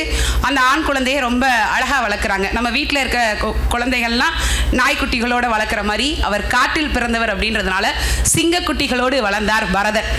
பரதன் வளர்ந்தார். பரதனோட கூப்பிட்டுக்கிட்டு துர்வாச ராஜா வரல இல்லையா, அவரோட முனிவரோட சாபத்தினால துஷ்யந்த ராஜா மகாராஜாவோட இடத்துக்கே போகிறாங்க. அப்போ கேட்குறாரு, யார் நீங்கள், அவரோட நினைவில் இல்லாதனால மகாராஜா யார் நீங்கன்னு கேட்குறாரு. பெண் என்பவள் நாகரீகத்தின் அடையாளம். அவள் அழகா சொல்கிறா, மகனே உன் தந்தை மகாராஜாவை நீ வணங்கு அப்படின்னு சொல்கிறான். அந்த ஒற்றை வார்த்தையில் அவர் தான் மனைவி, அவள் தான் தன்னோட மகன் அப்படின்றத ரொம்ப நாகரிகமாக வெளிப்படுத்துகிறா. அப்பையும் அவருக்கு நினைவுக்குள்ள வராங்க. இந்த பரதனை, அந்த குழந்தை பேர் தான் பரதன். இந்த பரதனை சகுந்தலை ஒரு ஆண் துணை இல்லாமல் ரொம்ப வீரமிக்கவனாகவும் ரொம்ப அறிவாளியாகவும் ரொம்ப ஞானச்செருக்கு இருக்கிறவனாகவும் ரொம்ப அன்பானாகவும் வளர்த்ததுனால தான் இன்றைக்கு நம்ம தேசத்தை பரதனோட பேர்னால தான் பாரத தேசம் அப்படின்னு அழைக்கிறோன்னா, ஒரு ஆண்மகனை எப்படி ஒரு தந்தையோட வழிகாட்டுதல் இல்லாமல் ஒரு சிறந்த குடிமகனாக ஒரு சிறந்த தலைவனாக சகுந்தலை ஒரு தாய் வளர்த்திருக்கா அப்படின்னா, யார் இருந்தாலும் இல்லாவிட்டாலும் ஒரு சிறந்த தலைமுறையை உருவாக்கக்கூடிய பெரும் பங்கு பெண்களையே சாரும் அப்படின்றதுனால தான். ஹிரண்யகசிபு தவம் செய்ய சிவபெருமானை நோக்கி போனப்ப தாய் லீலாவதியோட கருவில் இருக்கும் போது அவரை காப்பாற்றுறதுக்காக நாரதர் ஹரி ஓம் ஓம் நமோ நாராயணான்ற மந்திரத்தை அனுதினமும் உச்சரிச்சுட்டு இருக்காரு. இன்னைக்கு நம்ம கருவுற்று இருக்கக்கூடிய தாய்மார்கள் எத்தனைக்கோ கேளிக்கை பாடல்களையும் ஆடல்களையும் பார்த்து நம்ம கருவில் இருக்கக்கூடிய குழந்தைகளை வளர்த்துட்டு இருக்கோம். அது மிக முற்றிலும் தவறானது. கருவில் இருக்கக்கூடிய குழந்தையை, ஹிரண்யகசிபோட குழந்தை பிரகலாதன் இருக்கும்போது நாரதர் உச்சரித்த மந்திரத்தை அனுதினமும் உச்சரித்தனால தான் அவர் பக்த பிரகலாதனாக இருந்தார். அப்போ அப்படின்னா கருவில் இருக்கக்கூடிய குழந்தை கூட நீங்கள் எதை சிந்திக்கிறீங்க, எதை செய்ய போறீங்க அப்படின்றத உற்று நோக்கிக்கிட்டு இருக்கு. அப்போ ஆண்மகனை விட ஒரு பங்கு கூடுதல் பெண்ணுக்கு நிச்சயம் உண்டு. நம்ம எதை சிந்திக்கிறோம், நம்ம எதை செய்கிறோம். ஆன்மீகம்னா நம்ம என்ன நினச்சிட்டு இருக்கோம்? கடவுளுக்கு போய் நம்ம காணிக்கைகளை கொடுத்து பக்தனாக இருக்கிறத விட இல்லாதவனுக்கு நம்ம ஒருவேளை உணவு கொடுத்து அவனுக்கு நம்ம கடவுளாக இருக்கிறது தான் ஆன்மீகம். நம்ம போய் கோடி கோடியாக கொட்டு கொடுத்து நன்கொடை கொடுத்து அன்னதானம் கொடுக்கறது இல்லை. இன்னைக்கு பல கல்வி முறைகளை வேதாந்தா அப்படின்ற கல்வி முறை, கல்வினா என்ன நினச்சிட்டு இருக்கோம்? என் பிள்ளை நல்லா படிக்கணும், முதல் மதிப்பெண் எடுக்கணும் அப்படின்றது தான் நினச்சிட்டு இருக்கோம். ஆனால் அது கிடையாது. ஆன்மீகம் என்பதை ஒற்றை வார்த்தையில் சுருக்கிவிட முடியாது. இறைவனை வழிபட்டால் தான் ஆன்மீகம், இல்லாதவருக்கு கொடுத்தால் தான் ஆன்மீகம் அப்படின்னு ஒற்றை வார்த்தையில் சுருக்கிட முடியாது. நம்ம பிறர் மேல் செலுத்தும் அன்பு ஆன்மீகம். யாருன்னே தெரியாது, உக்ரைன் ரஷ்யா போர் நடக்குதா, ஐயோ அந்த நாட்டோட போர் எப்போது நிறைவடையும் நினைக்கிற மனதிலிருந்து தான் ஆன்மீகம் பிறக்கிறது. மனித நேயத்திலிருந்து தான் ஆன்மீகம் பிறக்கிறது. எங்கேயோ யாருக்கோ ஒரு கஷ்டம்னா நம்மளால இயன்றதை கொடுக்கணும். ஒரு சின்ன குழந்தை உண்டியலை உடைச்சு என்கிட்ட இவ்வளவு பணம் தான் இருக்கு, அதை மாவட்ட ஆட்சியர்கிட்ட கொண்டு போய் கொடுக்கணும்னு ஒரு குழந்தை செய்கிறார் என்றால் அந்த குழந்தையை செய்ய தூண்டும் தாயில் உள்ளத்தில் இருக்கிறது ஆன்மீகம். உண்மைதானே? பிறர் எப்படி வேண்டாலும் இருக்கட்டும், ஆனால் நம் பாரத தேசம் மற்றவர்களுக்கு ஆன்மீகத்திற்கு அடையாளமாக இருக்கிறது. ராமகிருஷ்ண பரமஹம்சரை தந்தது இந்த புண்ணிய பூமி. சைவ சமய குறவர்களான திருஞான சம்பந்தர், அப்பர், மாணிக்க வாசகர், சுந்தரரை தந்தது இந்த ஆன்மீக பூமி. பல எண்ணற்ற மகான்களை தந்த இந்த பூமியில் நிச்சயம் ஆன்மீகம் என்பது இன்றைய தலைமுறைக்கு அத்தியாவசியமான ஒன்று. அதை அடுத்த தலைமுறைக்கு கடத்தி செல்வது பெண்களின் பங்கு ரொம்ப ரொம்ப முக்கியம்.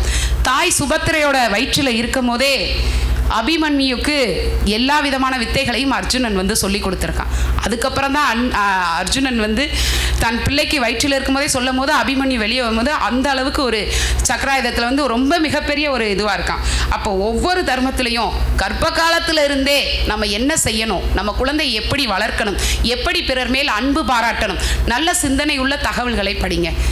நல்ல கோவில்களுக்கு கூட்டிகிட்டு போகணும். அதாவது சின்மயா மிஷனுக்கு தான் நீங்கள் உளவார பணிகளை செய்யணும் அப்படின்றது அவசியம் கிடையாது. வாரத்தில் ஒரு நாள் நீங்கள் இப்போ இருக்கவங்க அக்கா சொன்ன மாதிரி எத்தனையோ நாடகங்கள், சீரியல்கள், அதெல்லாம் தேவையில்லை. ஒரு ராமாயணத்திலிருந்து ஒரு கதாபாத்திரம், அந்த கதாபாத்திரத்தோட வாழ்வியல் என்ன, அந்த கதாபாத்திரத்தோட கரு நமக்கு என்ன சொல்லுது, அதை நம்ம குழந்தைகளுக்கு கற்றுக் கொடுக்கலாம்ல. தேவையில்லாத எத்தனையோ சிந்தனைகள் இன்னைக்கு போதை கலாச்சாரம் வளர்ந்து கொண்டிருக்குது. இருபாலர் கல்லூரியில் இருக்கேன், அந்த ஒரு இதில் இருக்கேன். ஆணும் பெண்ணும் சமம் அப்படின்ற நோக்கில் இன்னைக்கு நம்ம பெண்களை வளர்த்துட்டு இருக்கோம்.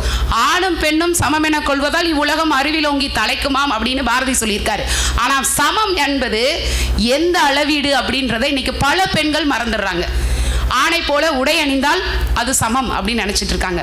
ஆணை போல நாமும் அந்த 2 வீலர் எடுத்து இருசக்கர வாகனத்தை பயணிச்சிட்டோம், அதை நான் ஓட்டினேன்னா ஒரு ஸ்ப்ளெண்டர் ப்ளஸோ ஒரு R15ஓ ஒரு பல்சரோ ஓட்டிட்டா நானும் அவனும் சமம். அதுவல்ல சமம். அவன் விட்டு சென்ற பணிகளை அவனை தாண்டி அடுத்த தலைமுறைக்கு கடத்தி செல்வதில் தான் ஆணை விட பெண் உயர்ந்தவள் என்பதில் இருக்கிறது. அதற்காக ஆண்களுக்கு பொறுப்பில்லை என்றதில்லை. இன்றைக்கு எத்தனையோ பெண்கள் குருஜி மாதிரி எத்தனையோ பேரோட வழிகாட்டல்னால இன்னைக்கு மேடையில் இருக்காங்க. எத்தனையோ பெண்கள், இளைய தலைமுறை பெண்களுக்கு பல ஆண்கள் அவர்களோட தூண்களாக இருக்காங்க. அவர்கள் மதிக்க தெரிந்ததால் தான் இன்றைக்கும் சமூகம் அப்படின்ற ஒரு சமூக கட்டமைப்பு, குடும்ப கலாச்சாரம் அப்படின்றதுல இந்தியா உலகத்துக்கே ஒரு எடுத்துக்காட்டாக இருக்குது. குடும்பம் அப்படின்றது எப்படி இருக்குன்னா, செங்கலால் கட்டப்பட்டதாக இருக்கக்கூடாது, அது பெண்களால் கட்டப்பட்ட ஒன்றாக இருக்கணும். இன்றைக்கி நான் இங்கேருந்து வெளியூருக்கு போகிறேனாலும் அங்கேயும் போய் என் குடும்பத்தின் அடையாளம் இது, நான் தனித்துவமானவள், என் குடும்பத்தின் அடையாளம் இது, என் குடும்பத்தின் பண்பு இது.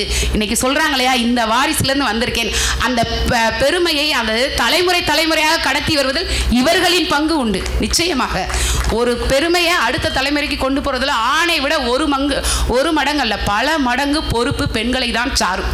அது ஆன்மீகமும் இருக்குது. கோவிலுக்கு போய் நீங்கள் சுத்தம் பண்ணுங்கள். எத்தனை வீட்டு பிள்ளைகளை வந்து நம்ம கராத்தே கிளாஸ் சேர்க்கணும், சிலம்பம் கிளாஸ் கேட்கணும், ஒயிலாட்டம் சேர்க்கணும், எத்தனை தாங்க அந்த குழந்தை கற்றுக்குறோம். எத்தனை அவன் வீட்டு பிள்ளை அதை கற்றுக்கிருச்சா? நம்ம எதையாவது ஒன்றை விற்றால் தான் பற்றற்ற நிலை ஆன்மீகம் அப்படின்னு, ஆன்மீகத்தோட உச்சம் அப்படின்னு பெரியவங்களாம் சொல்லுவாங்க. எத்தனை பேர் பற்றற்ற நிலையில் இருக்கோம்? ஏற்ற வீட்டு பிள்ளை 490 மார்க் 500க்கு எடுத்துருச்சுன்னா நீ ஏன் எடுக்கலைன்ற பொறாமை குணம் நம்ம எத்தனை பேருக்கு உண்டுன்னு மானசீகமாக கேட்டு பாருங்க. மனசார பாராட்டுவோமா? நம்ம இன்னைக்கு ஆன்மீகத்தில் இருக்கோம், கோவிலுக்கு வரோம், நாம் டெய்லி செவ்வாய்க்கிழமை வெள்ளிக்கிழமெல்லாம் விளக்கு போடுறோம், என்னவோ செய்கிறோம். ஆனால் எதிர்த்த வீட்டு பிள்ளை நம்ம வீட்டு பிள்ளையை விட ஒரு 10 மார்க்கு கூடுதலாக எடுத்தால் ஏற்றுக்கொள்ளக்கூட முடியாத அளவுக்கு ஒரு மனநிலையில் இருக்கும். அந்த மனநிலையை தவிர்த்து யாதும் ஊரே யாவரும் கேளீர் என்று ஒரு நல்ல மனநிலையிலோடு பெண்கள் மட்டுமல்ல சமூகம் அனைத்தும் கடந்து சென்றால் அதுவே சிறந்த ஆன்மீகம் என்று சொல்லி நல்லதொரு வாய்ப்பளித்த குருஜி அவர்களுக்கும் சின்மயா தேவி குழுவினருக்கும் நன்றி பாராட்டி விடைபெறுகிறேன். நன்றி, வணக்கம். ரொம்ப ரொம்ப ரொம்ப நன்றி. நீங்கள் வந்து ரொம்ப நச்சுன்னு முக்கியமான விஷயத்த ரொம்ப அழகாக சொல்லிட்டீங்க. இன்றைக்கி அதுவும் மகாசக்தி நம்ம ஒரு கேம்பில் என்ன தான் நம்ம வந்து பெண்களுக்கு ஆண்கள் நிகர் என்னன்னாலும் பேசினாலும் ஒரு குடும்பத்தை நிர்வகித்து ஆன்மீகம் என்னும் பாதையில் நடத்துவதற்கு ஃபுல் பொறுப்பு நம்ம எடுத்தாதான் இந்த சமுதாயம் வந்து ஒரு நல்ல நிலையில் இருக்கும் என்பதில் எந்த சந்தேகமும் கிடையாது. இப்போ நம்ம இதே லைனில் நான் அவங்க முனைவர் சங்கீத் ராதா அவர்களிடம் நான் மற்றொரு கேள்வியை கேட்கிறேன். ஆன்மீகத்தோட தாக்கம், அதாவது அதோடைய இஃபெக்ட் வந்து ஒரு மனித நேயம், சேவை மனப்பான்மை இதெல்லாம் அதிகமாகிறது அப்படின்றது ஒரு உண்மை. அதை பற்றி நீங்கள் என்ன நினைக்கிறீங்கன்னு சொல்லுங்கள் மேடம். மீண்டும் அவையை வணங்கி குருஜியை வணங்கி கேள்வி ஒரு ரவுண்டில் முடிச்சுட்டா போதும்னா விடமாட்டுறாங்க பொன்மீராமா. அடுத்த ஒரு கேள்வி கணைய தொடுத்துட்டாங்க. சிலதில் ஒன்ஸ் மோருங்கிறது நல்லா பேசிட்டவங்களாம் நினைப்பாங்க, இல்லை நீ தப்பாக சொல்லிட்ட திருப்பி நல்லா சொல்லு, ஒன்ஸ் மோருங்கிற மாதிரி போன கேள்விக்கு சரியா இல்லை திரும்ப சொல்லுங்கிற மாதிரி பொன்மீரா மேடம் கேட்டிருக்காங்க. ஆன்மீகம் வந்து சேவை, உலக நன்மை எதை சொல்கிறது அப்படின்னு, ஆன்மீகத்தின் தாக்கம் என்ன? என்னை பொறுத்தவரை எல்லாமுமே சொல்லித்தருவது ஆன்மீகம்தான். நமக்கு எல்லாமுமே கற்றுத்தருவது ஆன்மீகம்தான். ஆன்மீகம் என்பது என்ன? அழகா அம்மா அவர்கள் சொன்னார்கள், சகோதரி அவர்கள் சொன்னார்கள். ஆன்மீகம் என்பது 3 வேளை குளித்து 30 பூஜிப்பது ஆன்மீகமா? இல்லை. காலை மாலை அர்ச்சித்து ஆராதனை செய்து கடவுளுக்கு சென்று கணக்கு காட்டுவது ஆன்மீகமா? இல்லை. ஆன்மீகம் என்பது பிறருக்கு கொடுத்து உதவுவது. இதுதான் அன்பு. எங்கு அன்பு இருக்கிறதோ அங்கு ஆன்மீகம் இருக்கும். ஆன்மீகத்தின் அடிப்படை அன்பு. இதை யார் சொன்னாருக்குன்னா முன்னாடியே சொல்லிட்டார் நம்ம திருமூலர் ஐயா. யாவருக்குமாம் இறைவனுக்கு பசுவிற்கு ஒரு பச்சிலை, யாவருக்குமாம் உண்ணும்போது ஒரு கைப்பிடி உணவு, யாவருக்குமாம் இறைவனுக்கு ஒரு பச்சிலை, யாவருக்குமாம் பசுவிற்கு ஒரு வாயுரை, யாவருக்குமாம் ஒரு இன்னுரை தானே அப்படின்னார். உங்களுக்கு எதுவும் கொடுக்க முடியலன்னு போங்க, சாப்பிடும்போது ஒரு கைப்பிடி உணவு கொடுக்க முடியலையா? பரவாயில்லை. இறைவனுக்கு ஒரு பச்சிலை வைக்க முடியலையா? பரவாயில்லை. பசுவிற்கு ஒரு வாயுரை வைக்க முடியவில்லையா? பரவாயில்லை. நீங்கள் எதையுமே செய்ய வேண்டாம். ஒரு இன்னுரை, இனிய உரை, இனிய சொல், அதை சொன்னாலே போதும் என்று சொன்னவர் நம்முடைய திருமூலர். இன்னைக்கு யாரெல்லாம் அப்படி சொல்லிக்கிட்டு இருக்கோம்? இதைத்தான் வள்ளுவ பெருந்தகை சொன்னார்.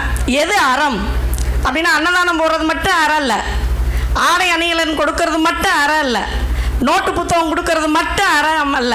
எது அறம்? முகத்தான் அமர்ந்து இனிது நோக்கி அகத்தானாம் இன் சொல்லினதே அறம். அடிச்சான் பாருங்க. பாருங்க, கோவிட் டயத்தில் எல்லாம் முகமூடி போட்டுக்கிட்டு நேராக பார்க்க கூட கஷ்டப்பட்டோம்.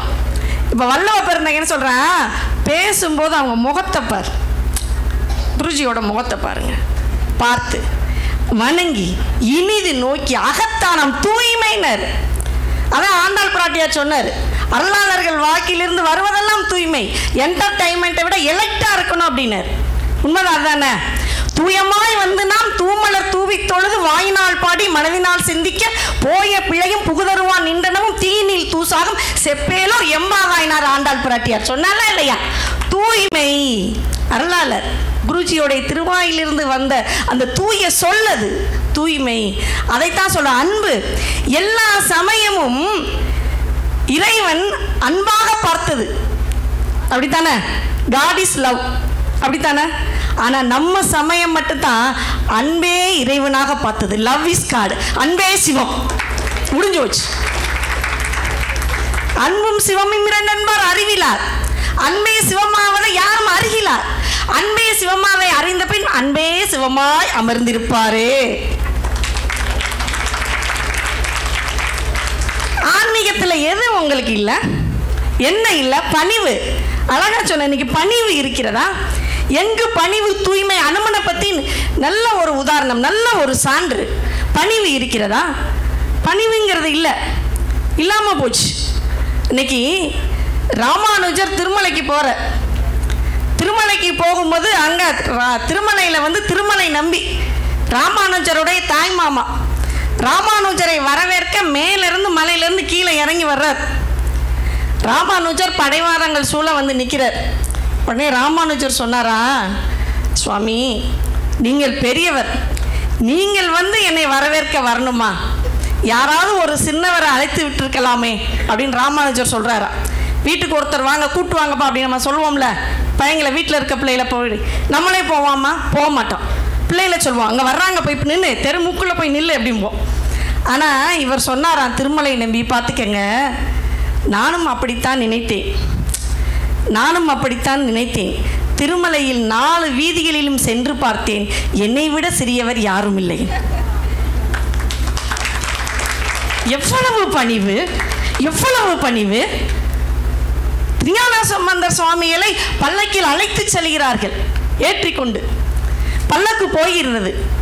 திருஞான சம்பந்தர் சுவாமிகளுக்கு அங்கே அப்பர் இருக்கிறார், திருநாவுக்கரசர் இருக்கிறார், பார்க்க போகிறார். அவர் அங்கே போன உடனே திருஞான சம்பந்தர் கேட்கிறார், எங்கே இருக்கிறார் அப்பர், எங்கிருக்கிறார் என்று கேட்கிறார். பல்லக்கில் உட்கார்ந்தோட கீழிருந்து ஒரு குரல் வருது. எல்லா பக்கமும் தேடுறாங்க. கீழிருந்து ஒரு குரல், அடியேன் இங்குற்றேன்னு. தேடி பார்க்குறாரு. பல்லக்கு சுமந்துக்கிட்டு இருக்க ஒரு ஆள் பதறி போயிறாரு. 80 வயசு திருநாவுக்கரசருக்கு, 12 வயசு திருஞான சம்பந்தருக்கு எங்கே இருக்கிறது பணிவு? இதைத்தான் ஆன்மீகம் சொல்லிக் கொடுக்கிறது. ஆன்மீகம் சொல்லிக் கொடுக்காததை அறிவியல் சொல்லிக் கொடுத்து போகிறது. நினைச்சு பாருங்க. நீங்க நினைச்சுக்கிறீங்க ஆன்மீகங்கிறது என்னங்க? பஜனை பண்றது மட்டும்தானா? எதை கற்றுக் கொடுத்திருக்கிறது ஆன்மீகம்? உழைப்பை சொல்லித் தருகிறது ஆன்மீகம். உன்னதமான வார்த்தையை சொல்லித் தருவது ஆன்மீகம். உயர்வை சொல்லித் தருவது ஆன்மீகம். இதைத்தானே சொல்லித் தருகிறது. இன்னைக்கு வேற என்ன? வேற கேள்வியே கேட்க முடியல. இன்னைக்கு இவங்க நிறைய கேள்வி என்னை கேட்குறாங்க. பொன்மீரா மேடம், நான்லாம் கல்லூரியில் போய் நிஜமாக எடுத்துக்கங்க, அன்னைக்கு பையங்கள்கிட்ட பக்தி இலக்கியம் நடத்திட்டு சுவாமி நேரில் வந்துட்டா, சிவபெருமான் நேராக வந்துட்டார், என்னடா கேட்பேன் அப்படின்னு ஒருத்தன் சொன்னா, நான் பெரிய ஆடி கார் கேட்பேன் அப்படின்யா. இன்னொருத்தனை கேட்டேன், நீ என்னடா கேட்ப? நான் ராயல் என்ஃபீல்டு வண்டி கேட்பேன்யா. இன்னொருத்தனை நீ என்னடா கேட்ப? நான் 50 லட்சம் பணம் கேட்பேன். முட்டாள், சாமி நேராக வந்திருக்காரு, சிவன் வந்திருக்காரு, என்ன கேட்ப? ஞானத்தை கேட்கணும்டா. அறிவு கூட சாமி எனக்குன்னு கேட்கணும்.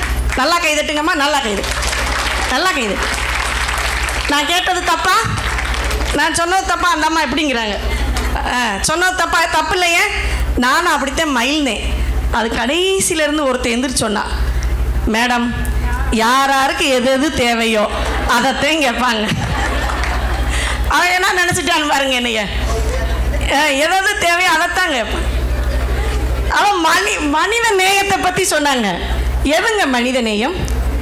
மேதகு முன்னாள் குடியரசுத் தலைவர் ஏபிஜே அப்துல் கலாம் ஐயா அவர்களிடம் ஒரு பேட்டி எடுத்தார்கள். நீங்கள் இதுவரை கண்டுபிடித்த கருவிகளில் எது உங்களுக்கு மகிழ்ச்சியை தருகிறது என்று. நல்ல ஒரு வினா.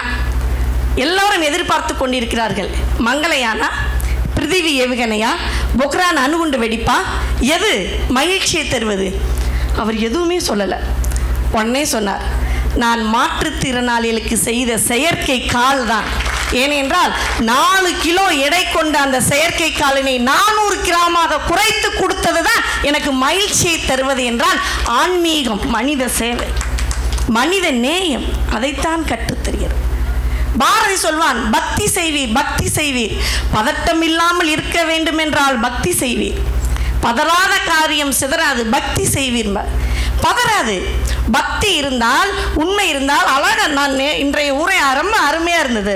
குருஜியோட உரை உண்மையாக இருந்தால் நிறைவாக இருக்கும், ஆற்றல் இருக்கும், எதற்கும் பயப்பட தேவையில்லை. மடியில் கணம் இருந்தால் தானே பயப்பதற்கு, மடியில் கணம் அல்ல. எதற்கு பயப்பட வேண்டும்? அந்த பக்தி செய்வீர். உண்மையான தூய்மையான பக்தி எதுவென்றால் ஆன்மீகத்தில் தான் இருப்பது. பிறருக்கு கொடுத்து உதவுவது, பணிவு, உழைப்பு. அதனால தான் சொன்னாங்க, சுனிதா வில்லியம்ஸ் விண்வெளி வீராங்கனை. அவங்க விண்வெளியை முதல்ல சுற்றிட்டு வர்றாங்க. அப்போ அந்த ஏவுகணையில் இறங்கும் போது சிறிய கோளாறு ஆயிடுச்சு. எல்லாருக்கும் தெரிஞ்சிருக்கும். அந்த கோளாறெல்லாம் மாற்றி சீர் செஞ்சு ஏவுகணை இறங்கிருச்சு. சுனிதா வில்லியம்ஸ்கிட்ட ஒரு பேட்டி கேள்வி கேட்குறாங்க, அம்மா அந்த ஏவுகணையில் கோளாறாக இருக்கும்போது இறங்குற தருவாயில் உங்களுக்கு எப்படி இருந்துச்சு, அந்த நிமிடம், அந்த வினாடி எப்படி இருந்துச்சு நீங்கள் அப்படின்னு கேட்குறாங்க. ஒவ்வொரு வெளிவந்த அந்த ஏவுகணையிலேருந்து வெளிவந்த வீரர்களாம் ஒவ்வொரு பதில் சொல்கிறார்கள். ஆனால் சுனிதா வில்லியம்ஸ் என்ன சொன்னாங்க தெரியுமா? என்ன சொன்னாங்க தெரியுமா? தூங்கிட்டு இருந்தேன் நாங்களா? அவங்க சொன்னாங்க, நான் பகவத்கீதை படித்து கொண்டிருந்தேன். நாங்கள் ஆன்மீகம், அறிவியல் கற்றுத்தராததை ஆன்மீகம் கற்றுத்தரும். பதற்றம் இல்லாமல் இருக்க வேண்டும், ஆன்மீகம் அதை கற்றுத்தரும். சேவை மனப்பான்மை, எங்கு சேவை மனப்பான்மை இருக்கும்? நீங்கள் சொல்லுங்கள். நான் ஏதோ எடுத்து நான் சான்று சொல்ல விரும்பவில்லை. இன்னைக்கு இந்த சின்மியா மிஷன், சின்மியா தேவி குழுவினர் நினைத்திருந்தால் குருஜி அவர்கள் அந்த இடத்திலே வைத்து ஒரு பிரார்த்தனையை, ஒரு பஜனையை ஆரம்பித்து போக சொல்லி இருக்கலாம். ஆன்மீகம், இறைவனை போற்றி பாடி வணங்கிவிட்டு போயிருந்திருக்கலாம். அல்ல, அது அல்ல ஆன்மீகம். ஆன்மீகம் என்பது தான் மேற்கொண்ட நெறி, தான் மேற்கொண்ட செயல், அது அனைத்து மக்களையும் கொண்டு போய் சார வேண்டும் என்பதற்காக அனைத்து பெண்களையும் அழைத்து மா சக்தியாக ஒன்றிணைத்து இன்னைக்கு மிகப்பெரிய ஒரு விழிப்புணர்வு முகாமை நடத்தி பெண்களுக்கு இருக்கின்ற ஆற்றலை வெளிக்கொணர்கிறார் என்றால் இதுதான் சேவை, இதுதான் சேவை, இதுதான் தொண்டு. மக்களுக்கு செய்யும் தொண்டை மகேசனுக்கு செய்யும் தொண்டு. எங்கு இருக்கின்றார் இறைவன்? ஒரு நிமிஷம் ஆர்த்தி மேடம், எங்கு இருக்கின்றான் இறைவன்? அவ்வை சொன்னார், எங்கு இருக்கின்றான் இறைவன்? தூணிலும் இருப்பான், துரும்பிலும் இருப்பான் என்று பக்த பிரகலாதன் சொன்னான். எங்கு இருக்கின்றான் இறைவன்? எங்கு இருக்கின்றான்? உள்ளத்தில் இருக்கின்றான். யாருடைய உள்ளத்தில் இருக்கின்றான்? பெரிது பெரிது, புவனம் பெரிது. புவனமோ நான்முகன் படைப்பு, நான்முகனோ கரியமாள் உந்தியில் வந்தவன், கரியமானோ அலைகடல் துயின்றவன், அலைகடலோ புவியின் ஒரு பாரம், புவியோ குறுமுனியின் கலசத்தில் ஒரு கை, கலசமோ புவியின் ஒரு கையில் அடக்கும். ஆனால் அந்த அரவமோ உமையவளின் சிறுவிரல் மோதிரம், உமையவளோ இறைவனின் ஒரு பாகத்து ஒடுக்கும், அந்த இறைவனோ தொண்டர்தம் உள்ளத்து ஒடுக்கும். தொண்டு. இறைவன் எங்கிருக்கிறான்? தொண்டர்களின் உள்ளத்தில் இருக்கின்றான் இறைவன். அதனால்தான் என் கடன் பணி செய்து கிடப்பதே என்றார் நாவுக்கரசர் பெருமான். இருப்பதே என்று சொல்லவில்லை, இருந்தார் என்று சொல்லவில்லை. இருந்தார் என்றாலும் அவர் அங்கே இருக்கிறார் என்று சொல்வோம். இருக்கிறது என்றாலும் யானை அங்கே இருக்கிறது, பசு இங்கு இருக்கிறது என்று சொல்வோம். உயிருள்ள பொருள்களையெல்லாம் விட்டு கல்லும் மண்ணுமாக கிடப்பதே என்று சொன்னார் என்றால் சேவை, சேவை மனப்பான்மையைத்தான் அது எது சொல்லிக் கொண்டிருக்கின்றார்? ஆன்மீகம் சொல்லிக் கொண்டிருக்கிறது. மண்ணில் நல்ல வண்ணம் வாழலாம், எண்ணில் நல்ல கதியோடு யாருக்கும் ஒரு குறைவில்லை. பெண்ணில் பெருந்தகையோடு இருந்ததை, பெண்ணின் நல்லாளோடு பெருந்தகை இருந்ததுவே என்று ஞானசம்பந்தர் பெருமான் பாடுகிறார் என்றால் எப்பொழுது அப்பன் சுவாமி பெருந்தகை ஆகிறான் என்றால் பெண்ணின் நல்லாளோடு இருக்கும்போது பெருந்தகை ஆகிறான். அந்த பெண்ணின் நல்லார் இருக்கின்ற அந்த சின்மயா மிஷன் குழுவில் இன்று இருந்து பேசிக்கொண்டிருக்கின்றோம். சுவாமிஜியின் வேண்டுகோளுக்கேற்ப, அவருடைய நோக்கத்திற்கேற்ப, அவருடைய அந்த இலக்கு அந்ததற்காக நம் அனைவரும் தூய்மையாக, தூய்மை பெண்களாக நம்முடைய ஆற்றலை வெளிப்படுத்துவோம். மீண்டும் இதை 2026 வந்து பேசுவோம். வாய்ப்பு தரும் 2026 வந்து பேசுவோம் என்று கூறி வாய்ப்பளித்தவர்களுக்கும் வாய்மொழி கேட்டவர்களுக்கும் நன்றி பாராட்டி விடைபெறுகிறேன். நன்றி, வணக்கம். ரொம்ப ரொம்ப நன்றி மேடம். தொண்டு இதுதான் நம்மளுக்கு ஆன்மீகம் கொடுக்கக்கூடிய ஒரு பெரிய ஆசீர்வாதம். இந்த தொண்டு போன்றே நம் குடும்பங்களிலும் இன்று இயந்திரத்தனமான ஒரு வாழ்க்கை முறையை தாண்டி நம்முடைய கடமைகளை நாம் திறம்பட செய்வதுமே ஒரு ஆன்மீக சேவை என்னும் நோக்கில் நமக்கு இப்போது திருமதி சத்யாதேவி அவர்கள் பேசுவார்கள். மீண்டும் ஒரு முறை அவையோரை வணங்கி, இயந்திரமயமான வாழ்க்கை ஆன்மீகம் அப்படின்றது நம்ம ஏன் அதுக்குள்ளே போக மாட்டோம் அப்படின்னா, இப்போ நம்ம வாழ்ந்துட்டுருக்க இயந்திரமயமான வாழ்க்கை. என்ன இயந்திரமயமான வாழ்க்கை? காலையில் அம்மா ரொம்ப அருமையாக சொன்னாங்க, நாளும் கோளும் நலிந்தோர்க்கு இல்லை. உண்மைதான், மறுக்கலை. ஆனால் ஞாயிற்றுக்கிழமை என்பது என் பெண்களுக்கே இல்லை. நாளும் கோளும் நலிந்தோருக்கு இல்லை, ஞாயிற்றுக்கிழமை எங்கள் பெண்களுக்கே இல்லை. உண்மைதானே? யாராவது மறுக்க முடியுமா? நிச்சயமா நாங்கள் ஸ்விக்கியில் தான் ஆர்டர் பண்ணுறோன்னு சொல்லி கை தூக்குறவங்க எத்தனை பெண்கள்? அதெல்லாம் இருக்க இல்லை, யாருமே இல்லை. அரங்கத்தில் கேளுங்க, கிடையாது. ஏன் அப்படின்னா, நகைச்சுவை உணர்வுக்காக நாங்கள் ஸ்விக்கியில் குக் பண்ணுறதை விட இன்றைக்கி புக் பண்ணுறது தான் அதிகம்னு ரைமிங்காக பேசலாம். ஆனால் கொரோனா காலத்தில் அத்துணை உணவகங்களும் மூடப்பட்ட போது நாங்கள் செய்த சமையலில் மிஞ்சி இருக்கிற உயிர்கள் தான் இவர்கள் என்று நாங்கள் பெருமையோடு சொல்லிக்கொள்வோம். யாராவது உணவகங்கள்லாம் மூடுனாங்க, எந்த தாய்மாராவது எதில் எந்தெந்த மருத்துவ குணம் இருக்குது உணவுலன்னு பார்த்து சமைச்சு கொடுத்ததுனால தான் இன்றைக்கி நம்ம தமிழகத்தில் இருக்க அத்தனை உயிர்களும் உலகம் முழுவதும் இருக்கும் நம்ம தாய்மார்களால் தானே. மஞ்சள் தூள் சேர்த்தா கிருமிநாசினி, இதை செஞ்சா அது, தலையில் வேப்பலை வச்சா கூட நமக்கு நோய் எண்டாதுன்னு அது மூட நம்பிக்கையோ மத நம்பிக்கையோ ஏதோ ஒரு நம்பிக்கையின் அடிப்படையில் தன் தலைமுறையினர் வாழ வேண்டும் என்று ஒவ்வொரு நாளும் ஓயாது உழைத்து கொண்டிருப்பவர்கள் பெண்கள் தானே. ஆனால் இன்னைக்கு அவர்களுக்கு எப்படி இருக்கு? ஒரு முதல்ல நம்ம மாவாட்டுறோம் அப்படின்னா அந்த தலைமுறையில் ஒரு ஆட்டுக்கல் அம்மி உரல் வச்சு ஆட்டணும். அதுக்கப்புறம் டெக்னாலஜி இம்ப்ரூவ்மெண்ட் அப்படின்றதுனால கிரைண்டர் வந்துச்சு. அதுக்கப்புறம் கிரைண்டர் வாங்கினோம். அதை விட கிரைண்டரில் வந்து அந்த பெரிய உரலை வச்சு ஆட்ட முடியாது அப்படின்றதுனால டேபிள் டாப் வெட் கிரைண்டர் அப்படின்றத ஒன்று வாங்கினோம். அதுக்கப்புறம் டேபிள் டாப் வெட் கிரைண்டரை விட ரொம்ப ஸ்மார்ட், அதுவே கிரைண்டரே மாவை வந்து கரெக்டாக அந்த பாத்திரத்தில் ஊற்றணுன்னு ஸ்மார்ட்டாக ஒன்று வாங்கினோம். இப்போ எல்லாத்தையும் ஒதுக்கி வச்சுட்டு 30 ரூபா மாவு பாக்கெட்டு இதே விராட்டிபத்தில் தான் நான் வாங்கிட்டு போகிறேன். எல்லாம் இருக்குது. இதுதான் இயந்திரமயமான வாழ்க்கை. எல்லாத்தின் மேலே ஆசை இருக்குது. கிரெடிட் கார்டு மூலியமாக எல்லாம் வாங்கிக்கிறோம், இஎம்ஐ மூலியமாக எல்லாம் வாங்கிக்கிறோம், எல்லாமே செய்கிறோம். ஆனால் அதை அனுபவிக்கிறோமா? வீட்டில் டிவி இருக்குது, காலையில் எந்திரிச்சு ரிலாக்ஸாக நாங்கள்லாம் வேலைக்கு போகிற பெண்கள், பல பெண்கள் இன்றைக்கி வேலைக்கு போகிறீங்க. டிவி இருக்குது, 60-30 எத்தனை இன்ச்சுன்னே தெரியல, வாங்கி வச்சுருக்காரு 60,000 போட்டு. ஆனால் அதை காலையில் எந்திரிச்சு ஒரு சுப்ரபாதம் கூட கேட்க முடியாது. ஏன்னா அடுப்பில் பருப்பு கொதிச்சிரும், பால் பொங்கிரும், மாமனார் மாமியாருக்கு சுகர் பேஷண்ட்டுக்கு மாத்திரை கொடுக்கணும். ஏன்னா காலையில் சீரியல் கிடையாதுக்கா, அதனால சீரியல் டயத்தை சொல்லி இத்தனை மணிக்கு தான் நீங்கள் மாத்திரை போடணும்னு சொல்ல முடியாது, கரெக்டாக எடுத்து கொடுக்கணும். அப்போ எதை நோக்கி பயணித்து கொண்டு இருக்கிறோம் அப்படின்னே தெரியாமல் ஒரு இயந்திரமயமான வாழ்க்கையை தான் இன்றைக்கி வாழ்ந்துட்டு இருக்கோம். அது மட்டும் இல்லை, நமக்கு எல்லாமே போதும். பக்தி என்பது என்ன அப்படின்னு கேட்டால், ஆசைகளை கட்டுப்படுத்துறது தான் பக்தி, ஆன்மீகம். இன்றைக்கி நம்ம உண்மையிலேயே நம்ம காலங்காலமாக நம்ம பெண்கள் எல்லாம் கோவிலுக்கு போகிறோம், இறை வழிபாட்டில் இருக்கோம், நிறைய ஆன்மீக பெரியவர்களோட சிந்தனைகள் சொற்பொழிவுகள்லாம் கேட்குறோம். இத்தனையும் கேட்டதற்கு பிறகு புத்தனை போல நான் ஆசையை துறந்தவன் அப்படின்னு சொல்கிறதுக்கு இன்றைக்கி ஒரு ஜீவராசி இருக்கா? ஐயோ, இன்னைக்கு இந்த மேடத்தோட நிகழ்ச்சி முடிஞ்சோடனே இது மாதிரி அடுத்த வருஷம் 2026 வாய்ப்பு கிடைக்குமான்ற ஒரு ஆசை இருக்கத்தானே செய்து. என்னதான் நம்ம ஆன்மீகத்தை பற்றி பேசினாலும், நாங்கள் தொண்டு செல்லத்தோடு இருக்கிறோம் அப்படின்னாலும் தொகை இல்லாமல் போவோம் அப்படின்னு எங்கேயாவது பேசிட்டு போவாங்களா? எங்கள் அக்கா பேச்சுக்கு வேணா நல்லா இருக்கும், ஆனால் உண்மையாகவே நம்ம எதை நோக்கி பயணித்து கொண்டு இருக்கிறோம்னா பணத்தை நோக்கி தான் பயணித்துட்டு இருக்கோம். இன்னைக்கு நம்ம வீட்டு பிள்ளைகள்லாம் அந்த காலம் மாதிரி கிடையாது, நல்லா படிக்கிறாங்க. ஆண்களும் நல்லா படிக்கிறாங்க, பெண்களும் நல்லா படிக்கிறாங்க. அதை தான் நம்மளும் விரும்புகிறோம். நல்லா படிக்கிறாங்க, ரொம்பவே நல்லா படிக்கிறாங்க. ஆனால் நல்லா படிச்சுட்டு வெளிநாடுகளுக்கு போய் வேலை பார்க்குறாங்க, லட்ச லட்சமாக சம்பாதிக்கிறாங்க, கோடி கோடியாக சம்பாதிக்கிறாங்க. ஆனால் அந்த லட்ச லட்சமாக சம்பாதிக்கிறவங்களுக்கு, கோடி கோடியாக சம்பாதிக்கிறவங்களுக்கு எங்கள் உயிருள்ள பெற்றோர் நமக்காக தாய் நாட்டில் காத்திருக்கிறார்கள் என்பதை மறந்து விட்டார்கள் தானே. இன்னைக்கு நம்ம எவ்வளோ பெருமையாக சொல்லுவோம், என் பிள்ளை அமெரிக்காவில் இருக்கு, ஜப்பானில் இருக்கு, அங்கே இருக்கு, இங்கே இருக்கு. ஆனால் உனக்கு ஒரு வாய் சாப்பிட்டியாமான்னு கேட்க ஃபோன் பண்ணி கேட்குறதுக்கு நேரம் இருக்கா? நம்ம அழைப்பு கொடுத்தா கூட நமக்கு கர்மத்தை பகலாக இருக்கும், அவங்களுக்கு இரவாக இருக்கும். நீ என்னம்மா அன்டைமில் கால் பண்ணுற, நீ எதுவாக இருந்தாலும் மெசேஜ் போட்டு விடு, அதான் சர்வெண்ட் இருக்காங்கல்ல. இதையா நம்ம எதிர்பார்க்குறோம்? இதுக்காகவா அதை சீராட்டி பாராட்டி பால் ஊட்டி வளர்க்குறோம்? நீ எவ்வளவு பெரிய ஆளாக இருந்தாலும் பெற்றோர்களை, அக்கா தொண்டுன்னு சொன்னாங்க, யாருக்கோலாம் தொண்டு செய்ய வேணாம், உன்னை பெற்றோருக்கு தொண்டு செய்யணும்னு நான் சொல்கிறேன். இன்னைக்கு எத்தனை பேர் பெருமையாக பேசுகிறோம், என் பிள்ளை அங்கே இருக்குது, இன்ஜினியராக இருக்குது, டாக்டராக இருக்குது, அதுவாக இருக்குது, இதுவாக இருக்குது, எல்லாமே இருக்குது. ஆனால் உங்களை பார்க்கிறார்களா?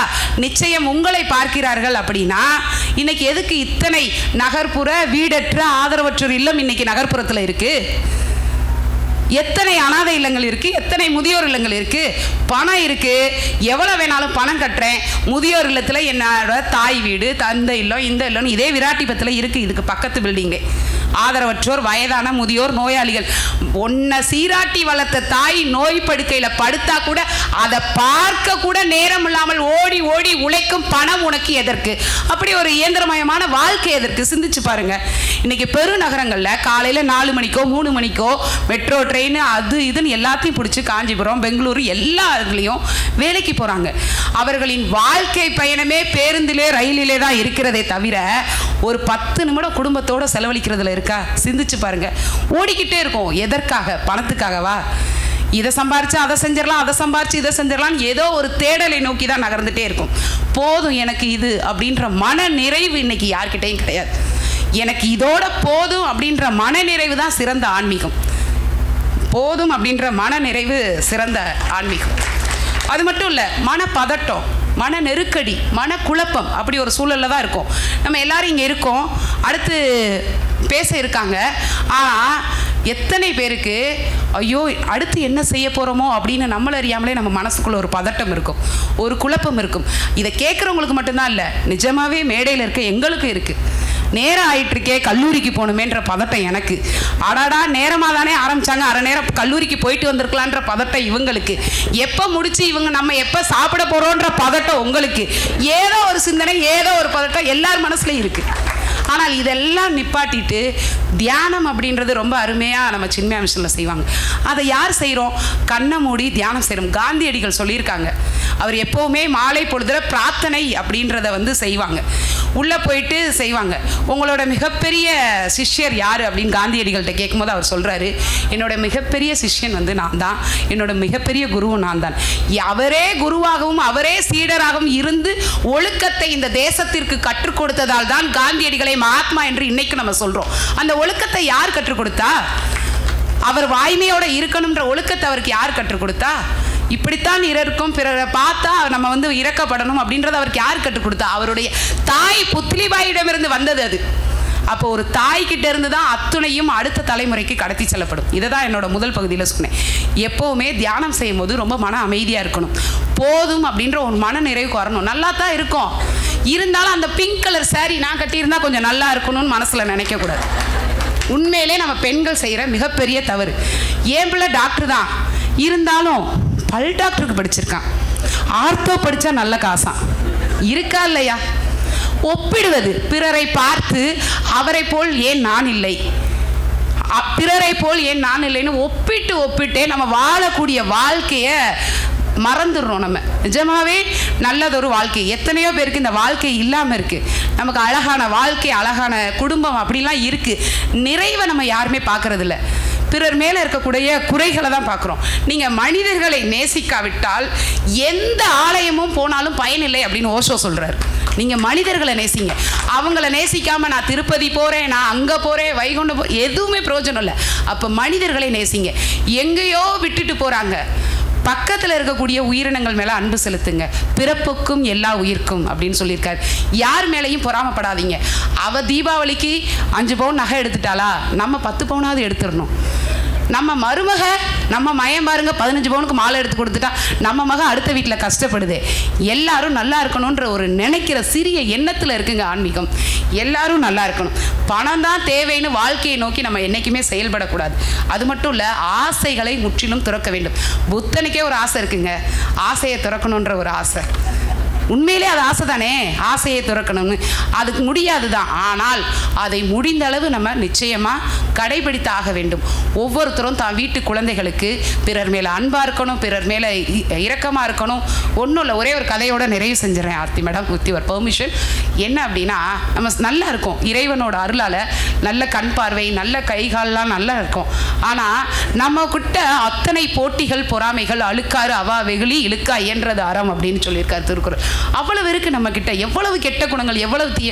நம்ம சொல்றோம் நம்ம நான் நல்லவன், நான் யாரை பார்த்தும் போறோம். உண்மையிலே அவரவர் மனசாட்சியை தொட்டு கேட்டு பாருங்கள், நம் ஆள் மனதுக்குள் எவ்வளவு வன்மம், எவ்வளவு பொறாமை, எவ்வளவு காழ்ப்புணர்ச்சி இருக்கு அப்படின்றத மறுக்கவே முடியாது. சுய பரிசோதனை செய்து கொள்ள வேண்டும். அது ஆன்மீகத்தில் ரொம்ப முக்கியம். சுய பரிசோதனை செய்து கொள்ள வேண்டும். அது மட்டும் இல்லை, நம்ம ஓடுறோம் ஒரு ஓட்டப்பந்தயம், ஆனால் நீ ஜெயிக்கிறியா நான் ஜெயிக்கிறியான்ற ஒரு போட்டி இருக்கும். உண்மையிலே நடந்த ஒரு செய்தி. ஆட்டிசத்தால் பாதிக்கப்பட்ட குழந்தைகள் ஓட்டப்பந்தயத்தில் கலந்துக்கிறாங்க. ஓடிட்டு இருக்கும் போதே திடீர்னு ஒரு குழந்தைக்கு என்னன்னு தெரியல நின்றுட்டா. முன்னாடி 2 குழந்தை ஓடுன குழந்தை எல்லை கோட்டை தொடணும்னு நார்மலாக நம்மளை மாதிரி 5 ஐம்புலன்களும் செயல்பட்டு எல்லா அறிவும் செயல்படுதுன்னா என்ன நினைப்போம், எல்லை கோட்டை தொடணும், என்ன முதல் பரிசுன்னு யோசிப்போம். ஆனால் முன்னாடி ஓடி போன அந்த 2 குழந்தைகளும் பின்னோக்கி வந்து அந்த சும்மா நிற்கிற குழந்தையும் கையை பிடிச்சிட்டு மொத்த குழந்தையும் ஒன்றா போய் எல்லை கோட்டை தடுது இல்லையா. அப்போ ஆட்டிசத்தால் பாதிக்கப்பட்ட அந்த குழந்தைக்கு இருக்கக்கூடிய பெருந்தன்மையான மனசு கூட நம்ம பெரும்பாலானோருக்கு இல்லை. அதனால் வாழ்க்கை அப்படின்றது ஒரு மிகச்சிறிய விஷயம். இறைவன் மிகப்பெரியவன். நமக்கு கொடுத்த மிகப்பெரிய கொடையை நன்றியோடு நினைவு கூர்ந்து பிறருக்கு துன்பம் வராமல், பிறர் மனதளவில் வருத்தப்படாமல் நாம் வாழும் வாழ்க்கையே சிறந்த ஆன்மீகம் என்று சொல்லி நல்லதொரு வாய்ப்பளித்த குருஜி அவர்களுக்கும் அரங்கில் நினைந்திருக்கும் அத்துணை சாதனைகளோடு சரித்திரம் படைக்க வந்த கற்பக விருட்சமாகிய பெண்களுக்கு என் மகளிர் தின நல்வாழ்த்துக்களை கூறி விடைபெறுகிறேன். நன்றி, வணக்கம். நன்றி சத்யாதேவி அவர்களே. சுய பரிசோதனை மிக முக்கியம் என்றும் ஒரு இளைஞர்களுக்காக இப்போ ஆன்மீகத்தை நம்ம எப்படி கொண்டு போய் சேர்க்க போகிறோம். ஆன்மீகம் என்பது இன்றியமையாதது. இது ஒரு லைஃப் ஸ்கில் என்னும் உண்மையை நாம் அவங்களுக்கு எப்படி கொண்டு போய் சேர்க்க போகிறோம் அப்படின்றத திருமதி சித்ரா கணபதி அவர்கள் கூறுவார்.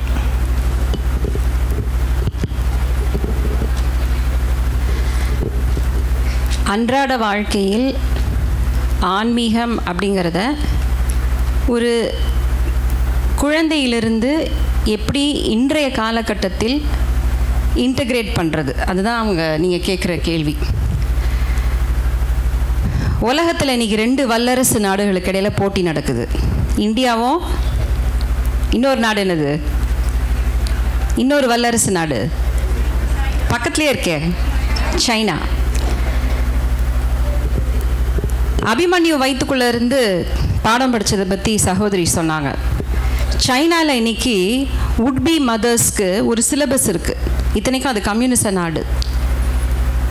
எந்த அளவு அவங்க காம்படிட்டிவாக இருக்காங்க அப்படின்னா, கருவில் இருக்கும் குழந்தைக்கு கருவிலேயே ஒரு சிலபஸ் அமைத்து பாடம் நடத்தக்கூடிய அளவு உலகத்திலேயே ஒரு காம்படிட்டிவ் ரேஸ்னால் அது சைனீஸ். அன்ஃபார்ச்சுனேட்லி அதற்கு அடித்தளம் ஆன்மீகம் கிடையாது. இப்போ என் மருமக மாசமாக இருந்தப்போ சஷ்டி கவசம் நிறையா கேட்பா. நான் அதாவது கதையாக கேட்குறதுன்னு வேற, நமக்கு நம்பிக்கை எப்படி வரும் அப்படின்னா, நமக்கு அது வாழ்க்கையில் ஒரு அனுபவமாக கிடைக்கணும். அப்போ என் பேரன் பிறந்த பிறகு பார்த்திங்கன்னா, நான் சொல்கிறது ஒரு 15 நாள் 10 நாள் குழந்தையாக இருக்கப்போவே அழுகிறப்போ சஷ்டி கவசம் பாடினா அவன் அழுகை நிறுத்திடுவான். அதில் ரொம்ப ஜோக் என்னென்னா, சூலமங்கலம் சிஸ்டர்ஸோட சஷ்டி கவசம் டேப்பை போட்டால் அவன் அழுகையை நிறுத்த மாட்டான். சித்ரா பாடின டேப்பை போட்டால் தான் நிறுத்துவான். சித்ரானா நான் இல்லை, பாடகி சித்ரா, ஆனால் நான் நல்லா பாடுவேன். ஸோ எனக்கு ரொம்ப ஆச்சரியமாக இருந்துச்சு. அதாவது நம்ம படிக்கிற ஒன்றை நம்ம வந்து எக்ஸ்பீரியன்ஸ் பண்ணுறப்போ தட்ஸ் அ வாவ் மூமெண்ட். அப்போ நம்ம பெரியோர்கள் வந்து ஒன்னொன்னையும் பார்த்து பார்த்து பார்த்து கணியன் பூங்குன்றனார் சொல்வார், அந்த யாதுமூரை யாவரும் கேளீர் பாட்டில், திரவோர் காட்சியில் தெளிந்தனம். ஒரு பெரிய மலை உச்சியில் மழை பெஞ்சு ஆற்று பெருக்கெடுத்து தடதடன் ஓடிட்டு இருக்கு. அந்த ஆற்றுடைய போக்குக்கு எதுக்க ஒரு சின்ன படகு மிதந்து போயிட்டுருக்கு, அதுதான் நீ அப்படின்னு சொல்லி கணியன் பூங்குன்றனார் சொல்கிறாரு. நான் சொல்லலை, திரவோர் காட்சியில் தெளிந்தனம். இந்த புண்ணிய பூமியில் தான் இந்த திரவோர் அறவோர் இவர்கள்லாம் இருந்து இயற்கையை உன்னிப்பாக கவனித்து நமக்கு சில பாடங்களை விட்டு சென்றிருக்கின்றார்கள். அப்போ நம்ம வாழ்க்கையில் நம்ம ஆன்மீக நம்பிக்கை வேணும் தான். ஆனால் அதனால் அன்றாட வாழ்க்கையில் நமக்கு சுகதுக்கங்கள் குறைந்து விடுமா என்றால் ரெண்டும் இருக்கும், சுகமும் இருக்கும் துக்கமும் இருக்கும். அதை எதிர்கொள்கின்ற மனப்பக்குவத்தை ஆன்மீகம் கொடுக்கும். முன்னாளிலே ஆன்மீகமும் கல்வியும் ரெண்டாக பயிற்றுப்படவிக்கவில்லை. முன்னாளில் கல்வியே ஆன்மீகம், ஆன்மீகமே கல்வி. இதை நான் சொல்ல, திருவள்ளுவர் சொல்கிறார். திருக்குறளில் பிள்ளைங்களா முதல் குறள் என்னது? ரெண்டாவது குறள் என்னது? கற்றதனால் ஆய பயனன்கொள் வாலறிவன் நற்றாள் தொழார் எனின். படிக்கிறதுடைய பயன் என்னன்ட்டாரு? அவனுடைய நற்றாளை தொழ வேண்டும். அப்போ படிப்பு எப்படி வந்து இந்த ஆன்ம நம்பிக்கையை கொடுக்கும் அப்படின்னா, எதுக்கு படிக்கிறோம்? அறிவு புத்தி கூர்மை வரணும்னு படிக்கிறோம். ஒவ்வொரு குழந்தைக்கும் அந்த அறிவுங்கிறது அப்படி இன்னேட்டாக இருக்குது. அது ஒரு 10 நாள் கொடுக்கு வந்து சித்ரா பாடுறதை கேட்டவுடனே அழுகை நிறுத்துனா அந்த அளவுக்கு அது பிறக்கிறப்போவே அது ஒரு அறிவு கூர்மையோடு அது பிறக்குது. And children by nature are very very sensitive. They are very sensitive. நாம் தொடர்ந்து நம்மளுடைய பழக்க வழக்கங்களால், நாம் பேசுகிற கெட்ட வார்த்தைகளால், அதுக்கு டிவியில் காமிக்கிற வயலன்ஸால் அதோடைய அந்த சென்சிட்டிவிட்டியை வந்து நம்ம மழுங்கடிக்கிறோம். உண்மையான கல்வி அப்படிங்கிறது வந்து அறிவை கொடுக்க வேண்டும். அந்த அறிவுனால் என்ன வரணும் அப்படின்னா அடிப்படையில் ஒழுக்கம். இப்போ இவங்க சொல்கிற அன்பு ஆன்மீகம், தொண்டு ஆன்மீகம்ங்கிறதுக்கெலாம் முன்னாடி தனி மனித ஒழுக்கம். இன்றைக்கி இந்த சமூகத்தில் இந்த தனி மனித ஒழுக்கம் அப்படிங்கிறது எங்கே இருக்குது அப்படின்னு நம்ம கேள்வி கேட்கணும். இந்த ஒழுக்கம் எவனுக்கு இருக்கோ அந்த ஒழுக்கத்திலிருந்து வரக்கூடியது தான் உண்மையான அன்பு. அப்போ பொதுவாக சொல்லுவாங்க அன்பு அப்படிங்கிறதா இன்றைக்கி எங்கள் அம்மா என் மேலே காமிக்கிறது அன்பு. அப்போ கல்வியின் பயன் அங்கே நின்றக்கூடாது, அன்போடு நின்றக்கூடாது. அன்புக்கு அடுத்த நிலைக்கு கொண்டு போகணும். நல்ல கல்விங்கிறது அன்புக்கு அடுத்த நிலையாகிய அருளுக்கு நம்மை கொண்டு செல்ல வேண்டும். இப்போ அன்புக்கும் அருளுக்கும் என்ன வித்தியாசம்? தொடர்புடையார் மாட்டு காட்டுவது அன்பு, தொடர்பற்றோர் மாட்டும் காட்டுவது அருள். இப்போ என் பிள்ளை கீழே விழுந்தோடனே ஐயோன்னு நான் ஓடுறேன், அது மாதிரி பக்கத்து வீட்டு பிள்ளை கீழே விழுந்தால் நான் ஐயோன்னு ஓடணும். அப்போ தான் வந்து அது அருளாக மாறுகின்றது. இதைத்தான் நான் அந்த போன சுற்றுல சொன்னேன், ஆனால் நான் முடிக்கல. பிரிதின் நோய் தன்னோய் போல் போற்றா கடை. அறிவினால் என்ன பயன்கிறப்போ வள்ளுவர் பாருங்கள், ஒரு வார்த்தையும் பிறரின் நோயின்னு சொல்லலை, பிரிதின் நோய் அப்படிங்கிறப்போ அது அஃறிணை உயர்தினை ரெண்டையும் உள்ளடக்கியது. ஒரு விலங்குக்கு கூட, ஒரு செடிக்கு கூட வந்து தீமை நடந்தால் துடிக்கின்ற உள்ளம். இதை தான் வந்து நம்முடைய தமிழர் வாழ்வியல் கதைகளே நமக்கு.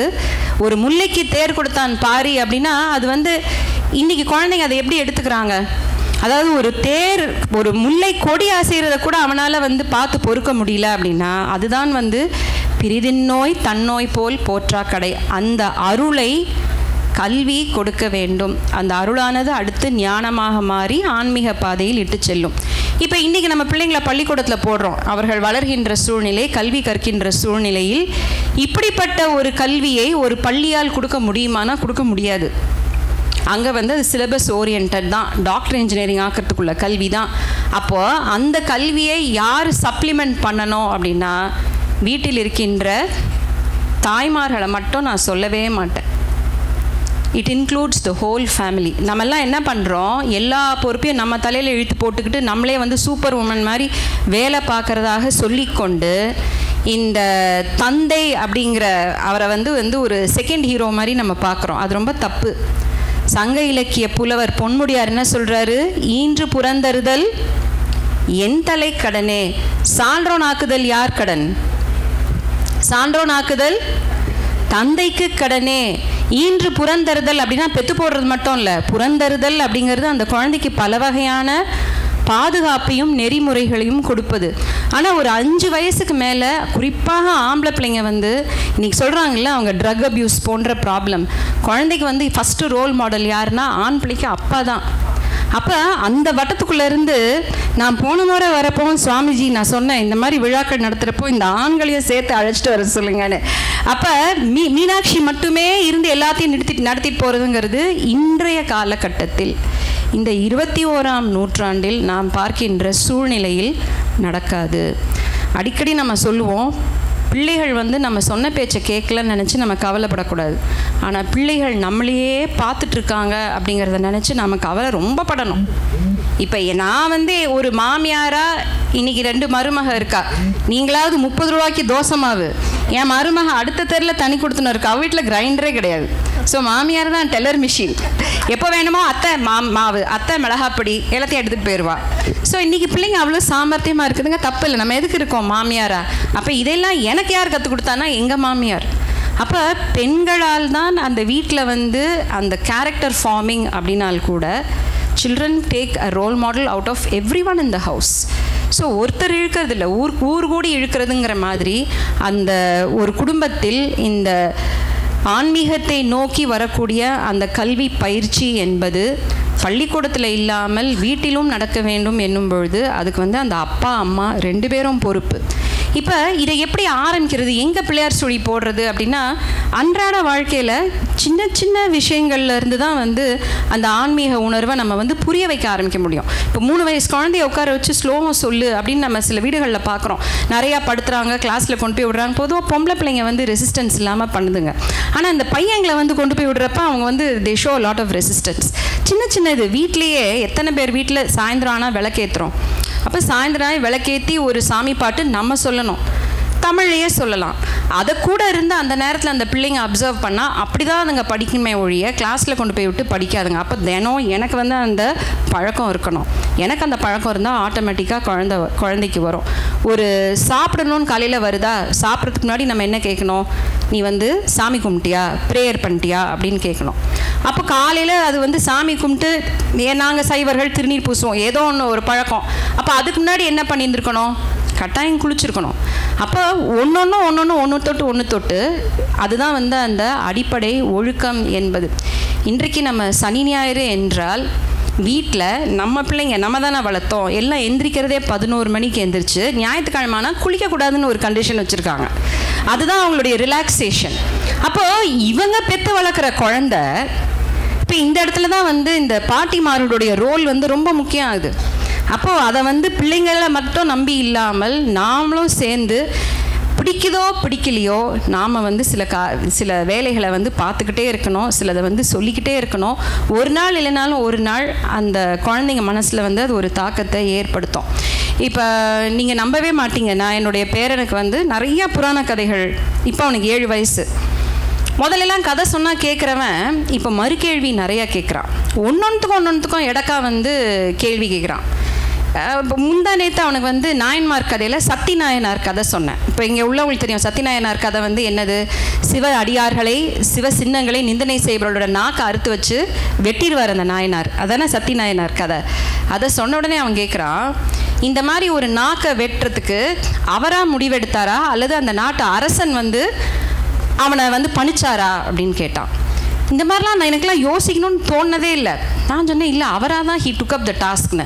அப்போனா ஒரு நாள் யாராவது அவர் மேலே கேஸ் போட்டு ஜெயிலுக்கு தான் போகிறாரு அப்படின்னா. அதாவது பிள்ளைங்க வந்து இப்படி மாற்றி யோசிக்கிறாங்க. ஸோ இப்போ அவன் என்ன சொல்கிறான், எனக்கு வந்து இந்த புராண கதைகளை குறைச்சிட்டு ரியல் லைஃபாக ஆச்சு, ரியல் லைஃப் ஸ்டோரிஸ் சொல்லு அப்படின்னா. இப்போ நான் அது ஒரு கதை, பெரிய கதை அவனுக்கு வந்து சோலார் சிஸ்டம்லேருந்து ஆரம்பித்து, அதாவது பிள்ளைங்க வந்து இன்றைக்கு எதையுமே நாமெல்லாம் ஆன்னு உட்காந்து கதை கேட்ட மாதிரி கேட்க தயாராக இல்லை. எல்லாத்துக்கும் வந்து ஒரு விளக்கம் கேட்குறாங்க. இயல்பிலேயே அவங்களுக்கு வந்து அந்த சயின்டிஃபிக் டெம்பரமெண்ட், எழுமையும் ஏமா புடைத்து, அது நம்ம வழியாக தானே வருது. நம்ம தலைமுறையில் நல்லா படித்து வந்துட்டோம், நம்ம பிள்ளைங்க தலைமுறை அதை விட படித்து ஒரு இன்ஜினியருக்கு ஒரு பிறக்கிற குழந்தை அப்படின்னா அது அப்படி தான் கேள்வி கேட்கணும். அந்த ஞானம் அதுக்குள்ளேருந்து மட்டும் வரல, எழுமையும் ஏமா புடைத்து 7 தலைமுறையாக வந்து தான் அது இன்றைக்கி கேள்வி கேட்குது. இதை நான் சொல்லலை, வள்ளுவர் தான் சொல்கிறார் அதையும். அப்போ அந்த தொடர்கின்ற அந்த அறிவு தேடலில் அதை சரியான ஒரு ஆன்மீக பாதையில் நாம் நடத்தி செல்வதற்கு நாம் நிறைய தியாகம் பண்ணணும். மாலை வேளையானா இந்த தொலைக்காட்சி பெட்டியை போட்டுட்டு உட்காருவதை தவிர்க்கணும். அந்த குழந்தை வந்து நல்லா ஒரு புத்தகம் படிக்கிற ஹேபிட் வேணும் அப்படின்னா முதல்ல அது யார் எல்லாத்துக்கும் இன்றைக்கி பிள்ளைங்க கேள்வி கேட்குது. ஏன்டா நீ என் கூட உட்காந்து புக் படித்தா என்ன, அது எங்கள் அம்மாட்ட சொல்லாவா, எப்போ பார்த்தாலும் மொபைல் பார்க்குறா. ஸோ எதை எடுத்தாலும் அந்த பிள்ளைங்க வந்து இன்றைக்கி கேள்வி கேட்கின்றார்கள். கேள்வி கேட்கின்ற அந்த அறிவிற்கு சரியான வகையில் தீனி போடுவதை, அந்த பொறுப்பை நாம் எல்லோரும் எடுத்துக்கொண்டால்தான் அடுத்த ஒரு தலைமுறை என்பது ஒரு ஆன்மீக நாட்டத்தோடு கூடிய ஒரு தலைமுறையாக உருவாகும். அந்த எந்த சமூகத்திலையும் பொருளாதார வளர்ச்சி அப்படிங்கிறது வந்து ஒரு சைக்கிள். ஒரு நாடு வல்லரசாகும், அப்புறம் அந்த நாடு கீழே இறங்கும். எத்தனை நம்ம பழைய நாகரீகங்கள் பார்க்குறோம். ஒரு எகிப்து நாகரீகத்துலேருந்து எல்லாம் உச்சத்தில் போய் அப்புறம் இருக்கிற இடம் தெரியாமல் அழிஞ்சு போச்சு. ஆனால் நம்மை போல் குறிப்பாக அதுவும் இந்தியாங்கிறதுல ஒரு சப்செட் வந்து தமிழர் நாகரீகம்.